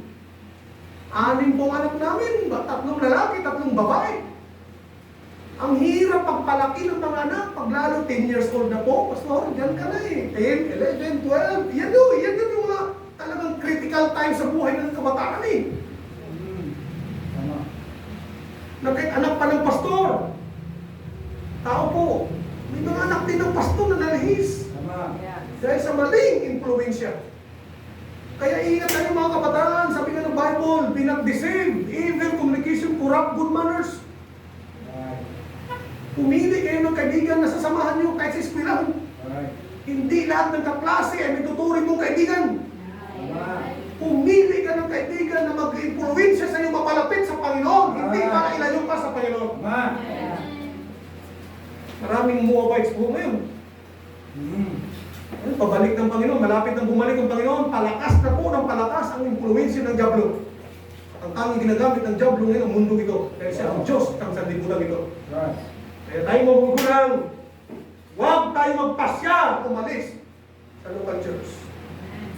Kung sakali man ang kapag-decide kayo noon, huwag nyo na pong ulitin. Kasi ang iniisip natin, hindi lang po tayo, kundi sa ating mga anak. Right. Isip-isip naman tayo. Pero hindi ka makakatulog ng mahimbing kung anak mo ay napariwara na sa kababuhan. Tama. Ikaw, matapat ka, active ka, yung anak mo saan? Oo. Ang hirap pa na maipunin sa watak-watak ng mga pamilya. Ang hirap ipunin, pastor, sa hindi buo. Yes. Pero kung ang pamilya mo ay buo, purihin ang pangalan ng Panginoon. Amen. Pinag-isa kayo sa paglilingkod sa Panginoon. Amen. Tuloy nyo yan. Hindi ako magkakaroon ng anak ng pastor kung hindi ko kami nagpatuloy ni Mrs. sa ministry. That's right. Hindi ako magkaroon ng manugang na maging pastor. Kung during na sila ay, naku, huwag tayong gumawa ng pagpapasya na sa kalooban ng Diyos. Okay, balikan natin. Tapos na ako. Pangatlo. Nag-enjoy ba kayo? Yes, sir. Okay, hindi na mababalik bukas. Okay, ngayon ko na lang tapusin na. Yun na eh. The last. Maraming pastor. So ano ang consequences sa maling pagpapasya? Alam niyo mga kapatid, walang pagpapasya na walang consequence. Point number 3. Tama. Dahil ang choice is faulty, the consequences were fatal. Okay. Anong salitang fatal? Nakakamatay. May mga pagpapasya na minsan magdadala sa atin sa kabamagan. Alam niyo mga kapatid, ang tunay na Kristiyano, oo, pwede tayong manihis, pwede tayong mag-backslide, pwede natin iwanan ng Diyos, pero hindi natin kayang iwanan ng Diyos na wala pong kabayaran. Lagi hong may kabayaran pag tayo po ay umalis sa bahay ng Diyos. May mga consequences po pag lumabas tayo sa kalooban ng Panginoon. Ang sabi nga ng aking pastor, hindi ko makakalimutan ang kanyang mapaalala sa akin, sabi niya, if you live for God down here, He will take you to heaven and crown you. Sabi niya, kung mamuhay ka sa Diyos, dito sa lupang ito, dadalhin ka sa langit at doon kanya kukurunahan. But, sabi niya, if you will not live for God here, He will crown you down here and then take you to heaven. Kaya kung hindi ka namuhay sa Diyos dito kukurunahan ka, hindi kuruna na bibigyan ka ng rewards. Ibig sabihin, papaluhin ka rito, dahil hindi ka namuhay sa Diyos, hindi dadalhin ka sa langit, kasi wala ka namang selfie sa buong pangito eh. Sabi ng Panginoon eh, pag-testimony ka lang sa loob, halika dito na lang. Alam niyo po yung, sabi ko sa inyo, 3 kami nag-graduate, di ba? 2 lalaki, at isang babae. Yung babae, pamangkin ko. Alam niyo yung lalaki na, 2 na nga lang kami, apa nag-backslide pa, pastor naging nasinggero. Opo, pastor ha, naging nasinggero. Ay, huwag kong naging babaero, di ko lang. Pero hayag na nasinggero, laging nasa bar, nagsusugal. Aba, nung makita ko ito, nung uwi ako, sabi, pampira ka. Para kang walang alam sa katotohanan na. Bugbugin kita yan eh. Hindi. Hindi, mabait po ako. Hindi. Joke lang yun. Sabi ko, Brad, inagbayan ko, sabi ko, hindi ka tinawag ng Diyos para mamuhay ka. Sumama ka sa akin, Manila tayo. Puri ng Panginoon, sumama sa akin. Nadala ko sa isang church sa Cubao, naglingkod kami sa Panginoon dyan. Naging preacher siya uli. Praise the Lord! Nakita ko muli ang kanyang pag-awit kasi napakatalintig na taon to. Actually, mas matalino siya kaysa sa akin. Mas magaling siya kaysa sa akin. Kaya ganun ka ang concern ko sa kanya. Nung anong balik sa Panginoon, wow! Tuwang-tuwa ako. Nag-preach na pastor sa pagkakalpit. Nagsusulwining kami. Din, nagtuturo kami ng mga bata. Sama-sama ko sa Bible study. Wow! Praise the Lord! Nasa magandang direksyon na uli ang aming buhay. December, umuwi kami. Ibang-ibang ang bayan niya, ang bayan namin. So dito ako sa bayan ng layo. Ang bihirang pag-uwi. Kung sino yung barkada niya, yun din. Balitaan na lang namin, nag-inuman na naman daw. Sabi ko, talaga, babatukan talaga kita eh. Hindi ka pa natuto eh. Isang gabi, nag-inuman silang kalang mga barkada. Wala mo lang. Pastor, kailan mo nalaman? Kwento ko mamaya. Hanggang alas 3 sa madaling araw nang inuman sila. Pag uwi, ang kasi ng motor. Pag likaw sa kurbada ng aming bayan, ang bilis ng takbo eh. Alam mo naman malapit, di ba? Kasi talagang trip to heaven daw eh. Ina-discuss siya. Pag likaw nila sa kurbada, nag-backslide. Backslide na eh. Oo. Itong kaibigan ko na to, nahulog. At ang ulo tumama doon sa ang tawag gutter, di ba? Tumama ang ulo doon. Ang ulo yung likod na ano? Likod. So, pilay. So, sabi ko, oh, nangyari sa'yo, kapilay-pilay ka. Kung sabihin na nagpa-practice ka. Anong nangyari sa'yo? Sabi, Pastor, sabi, Brad, nag-tumbling kasi ako eh. Si dati nung ano, start, yung Pastor, yung start na sa'yo, patambling-tambling, di ba? Anong pinatahan pa? Sabi ko, pambira, hindi ka bumabata. Tumbling-tumbling ka pa dyan eh. So, balik na tayo sa Manila bukas ha, biyahe tayo. Opo, sabay ka ba? Opo, sabay. So sabay kami pa Manila. Pagdating niya sa Manila, iniinda niya yung pilay sa likod. Hanggang sa pinahirapan siya. Hanggang sa hindi na siya makalakad. Hanggang sa nakahiga na lang sa banig. Tinapitan ko na siya. Ilang buwan na yung nakalipas. Sabi ko, Brad, pinapalo ka ng Panginoon. Magsisi ka na. Ikaw nakakaalam kung anong ginawa mo. Magsisiyan mo na yan. Ilang tatango-tango lang. Hindi nagtagal, mga kapatid. Ilang linggo. Sabi ni Jer, uwi na lang ako nagsama. Kasi hindi na ako magtatagal. Imbis na mamatay ako rito, doon na ako. So, sige, pinilit niyang bumiyaya ng bus. Pero sabi ko, bago ka buhay, bumalik ka na sa Panginoon. Alam ko, bibigyan ka pa ng grace ng Panginoon kung talaga magsisi ka.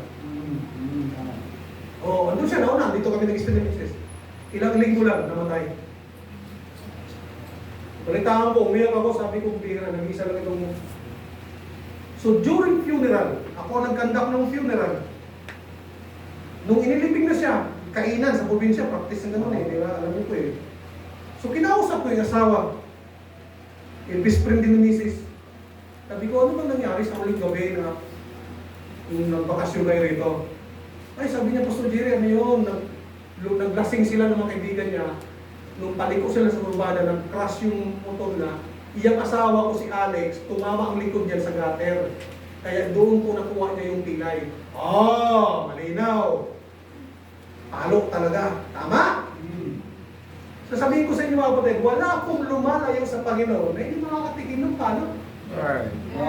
Kung tunay kang anak ng Diyos, malinaw sa Hebrews 12, na talagang there is a chastening of the Lord. Inalutulad pa nga tayo, sabi ng Hebrews na kung tayo mga magulang, namamalo tayo sa ating mga anak kasi gusto natin ituwid sila. Diyos pa kaya? So sa pagkakataong ito, si Elimelech, lumayo sila sa Panginoon 14 years. Wala sila sa Bethlehem, doon Judah, 14 years. Napalihis sila, napalayo. So what happened nung nandun sila sa Moab? Tingnan natin, ang 2 puntos, tapos tayo. Una, the end of his decision. Ang katapusan ng kanyang pagbabasya. Ang sabi ng Bible in verse number 3, and Elimelech, Naomi's husband, what? Died. Ang consequences ng kanyang desisyon is subtly stated in verse number 3. And Elimelech died. Alam niyo mga kapatid, sa amin, biyaya lang ng Panginoon na hindi kami namatay during our pag-backslide namin. Pero mayroon pong mga pagkakataon na talagang, sabi nga ng Bible, there is sin unto death. During the time, wala na si Elimelech. Ano kaya ngayon ang naramdaman ng kanyang dalawang anak na si Mahlon at Chilion? Sila kaya nakaranas ngayon ng kapagatian at kalungkutan? Yes! Ano kaya ngayon ang may sigit na ramdaman ni Naomi? Na ngayon balong na siya, wala na siyang asawa. Wala na siyang hindi mag-provide sa kanyang mga pangailangan. So sigurado ako, kung mayroon pong namimighati at talagang naghihirap sa sitwasyon ito, walang iba kundi si Naomi. Bakit nangyari ang lahat ito? Dahil hindi sumunod sa kalooban ng Diyos itong si Elimelech. Ang tanong na lang, Pastor, bago po mamatay si Elimelech, wala po ba mga warning ang Diyos sa kanila para sana sila ay makapanumbalik sa Panginoon? Meron. Paano parang, Pastor? Tingnan natin ang anak. Ang pangalan po ng dalawa nilang anak, sabi ng verse 2, ay Mahlon and Chilion. Ang salitang Mahlon, ibig sabihin, sickly. Ang salitang Chilion, it means consumptive. Puro gastusan. Ibig sabihin, ang mga anak nilang dalawa, Pastor, sakitin. Ibig sabihin, mahihina ang mga pisikal na pangatawan. So meaning, doon pa lang, nung sila Elimelech, lumalayo pa lang ang puso nila sa Diyos. Wala pa sila sa lugar ng Moab. Talagang mayroon ng paiwatig ang Panginoon. Mayroon ng warning sa kanila na huwag niyo ituloy ang inyong pagpapasya na mali. Ang mga anak nila ang malinaw na pamamaraan ng Diyos para iparamdam pa kay Elimelech na mali ang kanilang desisyon na gagawin para iwanan ang Midland Judah. Tayo mga magulang, minsan kami nakaranas kami nito Nung maliliit pa ang aming mga anak, nung kami nag-backslide din ho, ilang bisis kami pabalik ng pabalik sa East Avenue Medical Center. Ilang bisis. Yung kambal naming anak na yan, talagang hindi po talagang nawawala ng sakit. Si lalaki na kambal may kasakit, si babae sumasabay yung dalawa. Puyat na puyat kami, si Mrs. pagod na pagod. Dahil may mga anak kaming sakitin. Bandang huli nung tumatagal na, sabi ko kay Mrs. Ma, ito ang paraan ng Diyos para tayo ay manumbalik na sa Panginoon. Pinapalo tayo ng Panginoon at ang paraan ng Diyos na pagpalo ay nandoon sa ating mga anak. Bunga ng ating mga kasalanang ginawa. Sabi ko, Mrs. balik na tayo sa Panginoon. Balik na tayo ng sama. Alam niyo ba kung nung bumalik kami sa sama, lahat ng aming mga anak, bumalik. Amen. Kaya magsasabi, makapag-isip ka. Kung may mga anak tayo na lagi na lang may sakit, lagi na lang walang humpay, na walang na magkagaling ang mga sakit nila, mag-isip ka. Magulang. Baka ikaw ang dahilan para nagkakasakit ang mga anak mo. Ay, hindi ko naman sinasabi na lahat ng pag may sakit ating mga anak, baka may kasalanan tayong magulang. Hindi ko naman. Sinasabi ko lang po kung lagi na lang, puro kayo hospital, puro gastos, hanggang naubos na lang inyong panalapi doon, walang kagalingan na nangyayari. Mag-isip-isip ka, baka malino na palong na ito na kayo? Papawarning na yun ng Diyos. Gumising ka na. Baka wala ka na sa kalooban ng Panginoon. Baka wala ka na sa church. Baka hindi ka na nagbabasa ng Bible. Baka hindi mo na talagang, amen, yung bang nagkagawa mo kalooban ng Panginoon. So resulta nito, in-ignore ni Elimelech ang mga warning na yan hanggang dumating sa time na siya na mismo ang kinuha ng Diyos. Saklap, no? Saklap, no? Alam niyo, pinakamalungkot sa isang pamilya pag may nawala. At lalo ko nawala ang pamilya. Sorry ha, kung may mga pamilya ganun, pero hindi naman kayo pinong si Elimelech. Now, last, ay, salamat. Salitang last na yan, bumubuhay na ng mga espiritu ng mundo. Praise God. Praise on. God. Last na, Peter B. the effect of his decision. Ah. Dito tayo magwawakas mga kapatid. Ang desisyon na ito na mali na ginawa ni Elimelech, may epekto ba ito sa kanyang pamilya? Alam niyo mga kapatid, sa tuwing tayo po inaulilihis, meron pong personal consequences. Pero meron din po mga ginagawa natin kamalian na nakaka-apekto rin sa iba. So ano nangyari? Namatay si Elimelech. Siyempre nalungkot ang kanyang pamilya. At ang nakakalungkot pa po nito, tingnan natin sa verse number 5. Last verse ulit. Ang malon, ang children, what? Nawala na ang tatay, nawala pa ang dalawa nilang anak. Bakit nangyari natin ito? Epekto yan ng maling desisyon. Amen. Tao po! Alam niyo mga kapatid, mas lalo pang nalungkot ang puso na yun ni Naomi. Ang tatlo niyang mahal na lalaki sa buhay niya, ngayon namatay sa isang paganong lugar ng Moab. Nakalibing ang tatlo niyang anak, tatlong mga lalaki niya sa buhay. At ito'y nagdala sa kanya ng sobrang kalungkutan. Ngayon na natira na lang siya at ang kanyang dalawang manugang na babae. Alam niyo mga kapatid, isang malinaw lang po na talagang sa bawat desisyon na ginagawa natin, mayroon pong broad consequences. May malawak na consequences. Itong dapat iwasan natin bilang magulang. Di ba revival to? Yes. Tama ba? Tama ba ako? Yes. Dapat hindi mangyari ito sa ating pamilya. Kaya ngayon pa lang, ang bawat isa na nandito, dapat manumbalik na sa Diyos. Yes. Kailangan natin ng revival. Yes. Kasi kung hindi, kung itutuloy pa rin natin ang ating pagtalikod sa Panginoon, tuloy pa rin tayo sa ating mga sariling kagustuhan, ibig sabihin lang nito, nagkaantay tayo disiplinahin ng Diyos. Alam niyo mga kapatid, ito ay kwento lang po ng buhay ni Elimelech. And it is a tragic story. At sana itong pagkatapos, sana kwento lang to ni Elimelech. At hindi ito maging kwento mo at kwento ko. Right. Amen. Tama. Andiyan tayo mga kapatid. Amen. Young people, huwag kayong mag-isip na, bata pa ako, pastor. Si Malo ng Chile, bata pa rin ito eh. No. Wala nga anak eh. Sana, sila lang. Huwag po natin pamarisan. Amen. Right. Amen. Huwag natin sikaping umalis sa Bethlehem, Judah. Amen. Huwag tayong umalis sa church. Yeah. It is a place of spiritual profit. This is a place of spiritual praise. This is a place of spiritual productivity.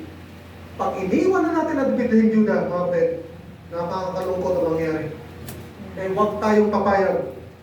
Huwag natin sayangin ang buhay ng ating pamilya. Huwag natin sayangin ang buhay ng ating mga anak na tayo po ay lumayo sa kalooban ng Diyos. So what happened to Naomi? Bumalik ba kayo sa Panginoon? Tingin niyo. Sa kaya nagpatuloy. Bakit ako magpatuloy? Siya baka matulad din siya sa tatlo niyang anak.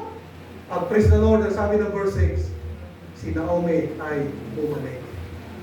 Siya po ay naalala niya ang Bethlehem, Judah.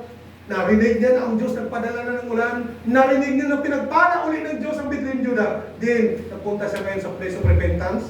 And then after a place of repentance, a place of returning. Amen. Bumalik siya sa Panginoon. This afternoon, kumusta ang kalagayan mo bilang isang mananampalataya? Ang title ng ating mensahe, pag-post na ba? Moving forward in loving church. Amen. Huwag natin iwanan ang Diyos. I hope na naging pagpapala sa inyo ang mensahe ng Panginoon. Amen. Tumay tayong lahat. Amen. Salamat o aking Ama sa karunungan na bibigyan mo sa amin. Salamat na naging instrumento mo ang buhay ko ni Elimelech. Amen. Tulungan mo kami o Diyos na huwag kami mamuhay gaya ng mga pagpapasyang ginawa nila Elimelech at Naomi.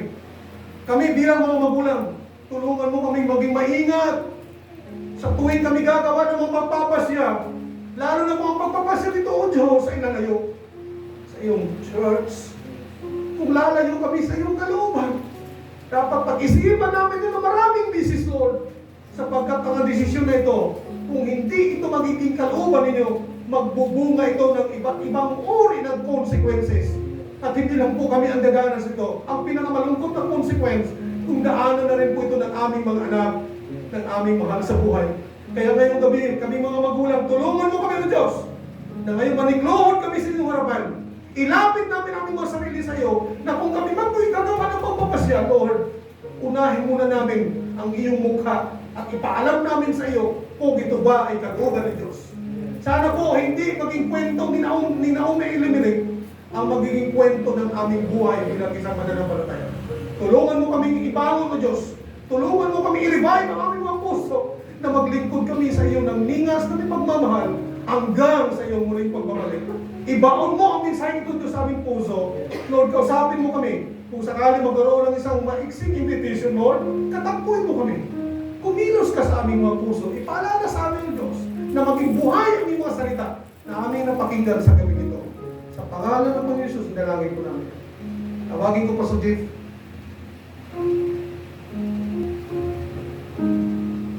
Para sa pagpapatuloy ng ating invitation. Malinaw na malinaw po talaga yung mensahe ng Diyos na dinala po ni Pastor Jerry.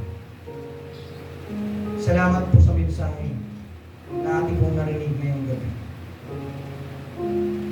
Nakita po natin yung naging kalagayan po ni Naomi at sa kanyang maging yung kanyang dalawang anak. Totoo mga kapatid, galing po sila sa lugar na puno ng pagpapala. Nabuhos ng pagpapala. Pero dahil sa maling desisyon,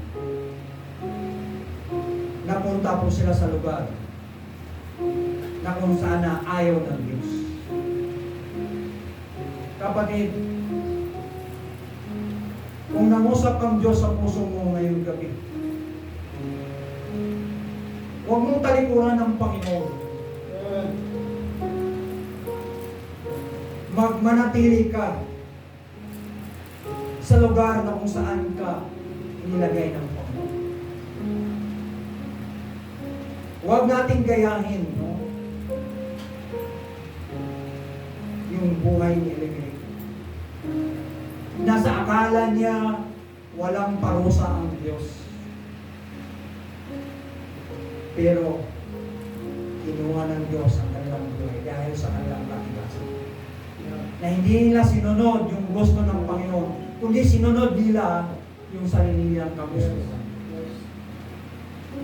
Kapatid, ang church, yun yung lugar ng ating pong spiritual. Kaya marami pong mga Kristiyano na naging matamlay na, naging malamig na. Dahil iniwanan nila yung lugar na kung saan sila lumalo. At natangay na po sila ng sanlibutan. Kapatid, ang ating pong church, ito po ang naging pakinabang natin bilang mga Kristiyano. Dito tayo kumukuha ng ating pong spiritual na pangangailangan po natin. At dito po tayo sa lugar na ito ay magpupuri sa Panginoon.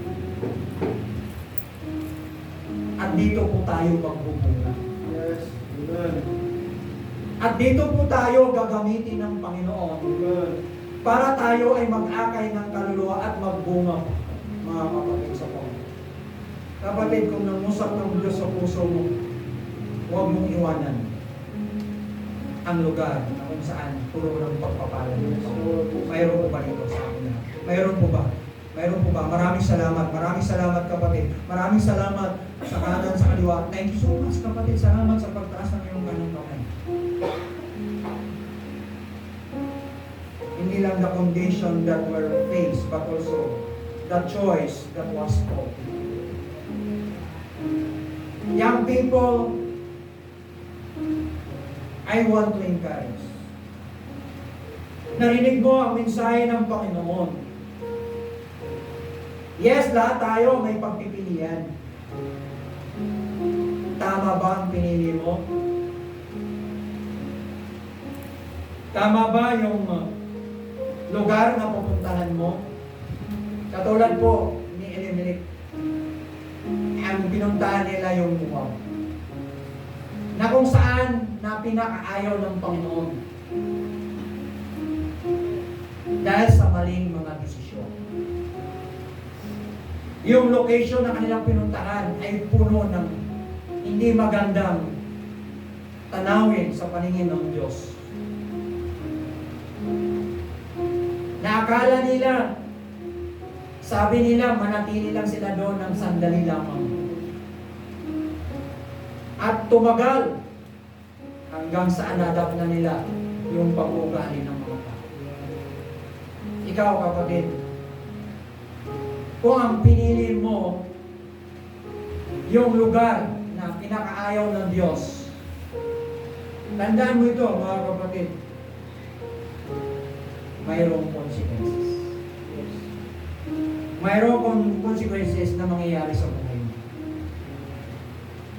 The consequences that were fatal. Sabi nga ni Pastor kanina, no, kung hindi tayo mapakinabangan na, pwede tayo pauwiin na lang ng Diyos.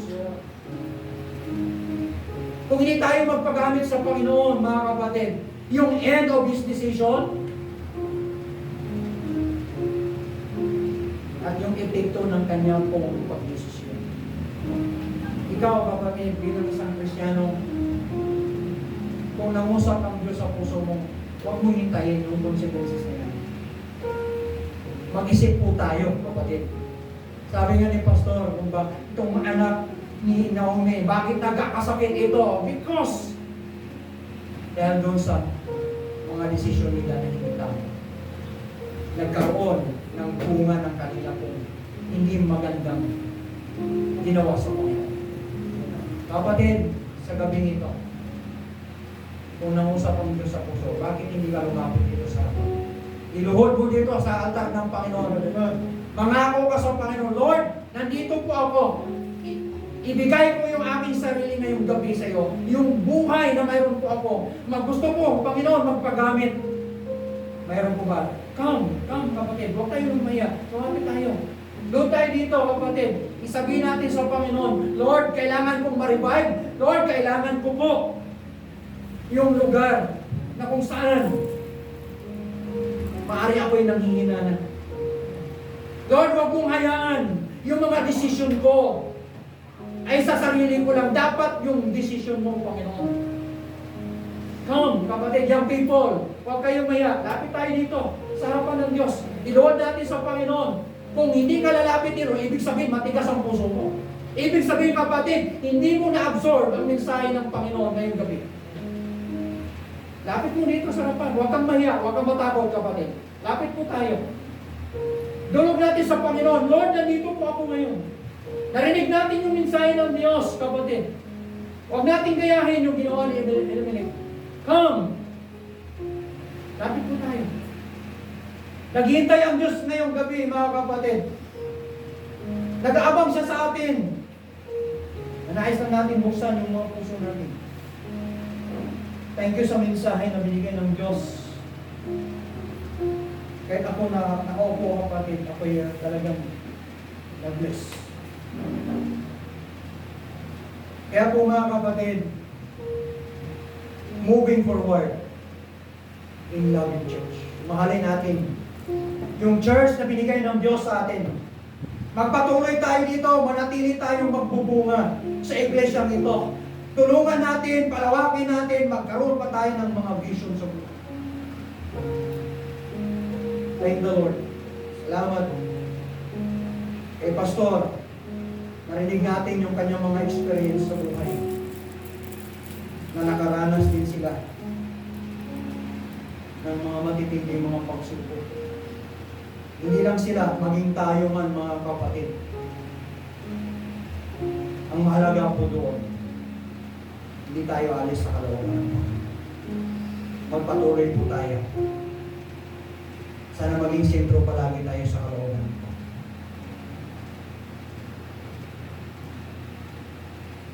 Tayo po ay manalangin. We ask Brother Bruce to lead us in our closing prayer. God, we thank you so much for tonight, Lord. We thank you for a new spark, Lord, and that fire in our heart, Lord, to serve you, Lord, to love this church, Lord, to do more for you.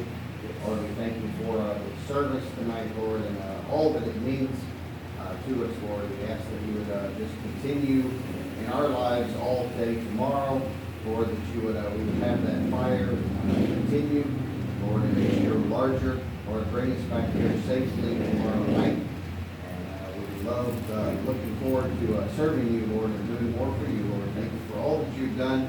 Lord, guide us this evening, Lord, in fellowship. Be with us tonight, Lord. Give us good rest. That we wait ready for you, Lord. We love you and praise you in Jesus' name. Amen. So,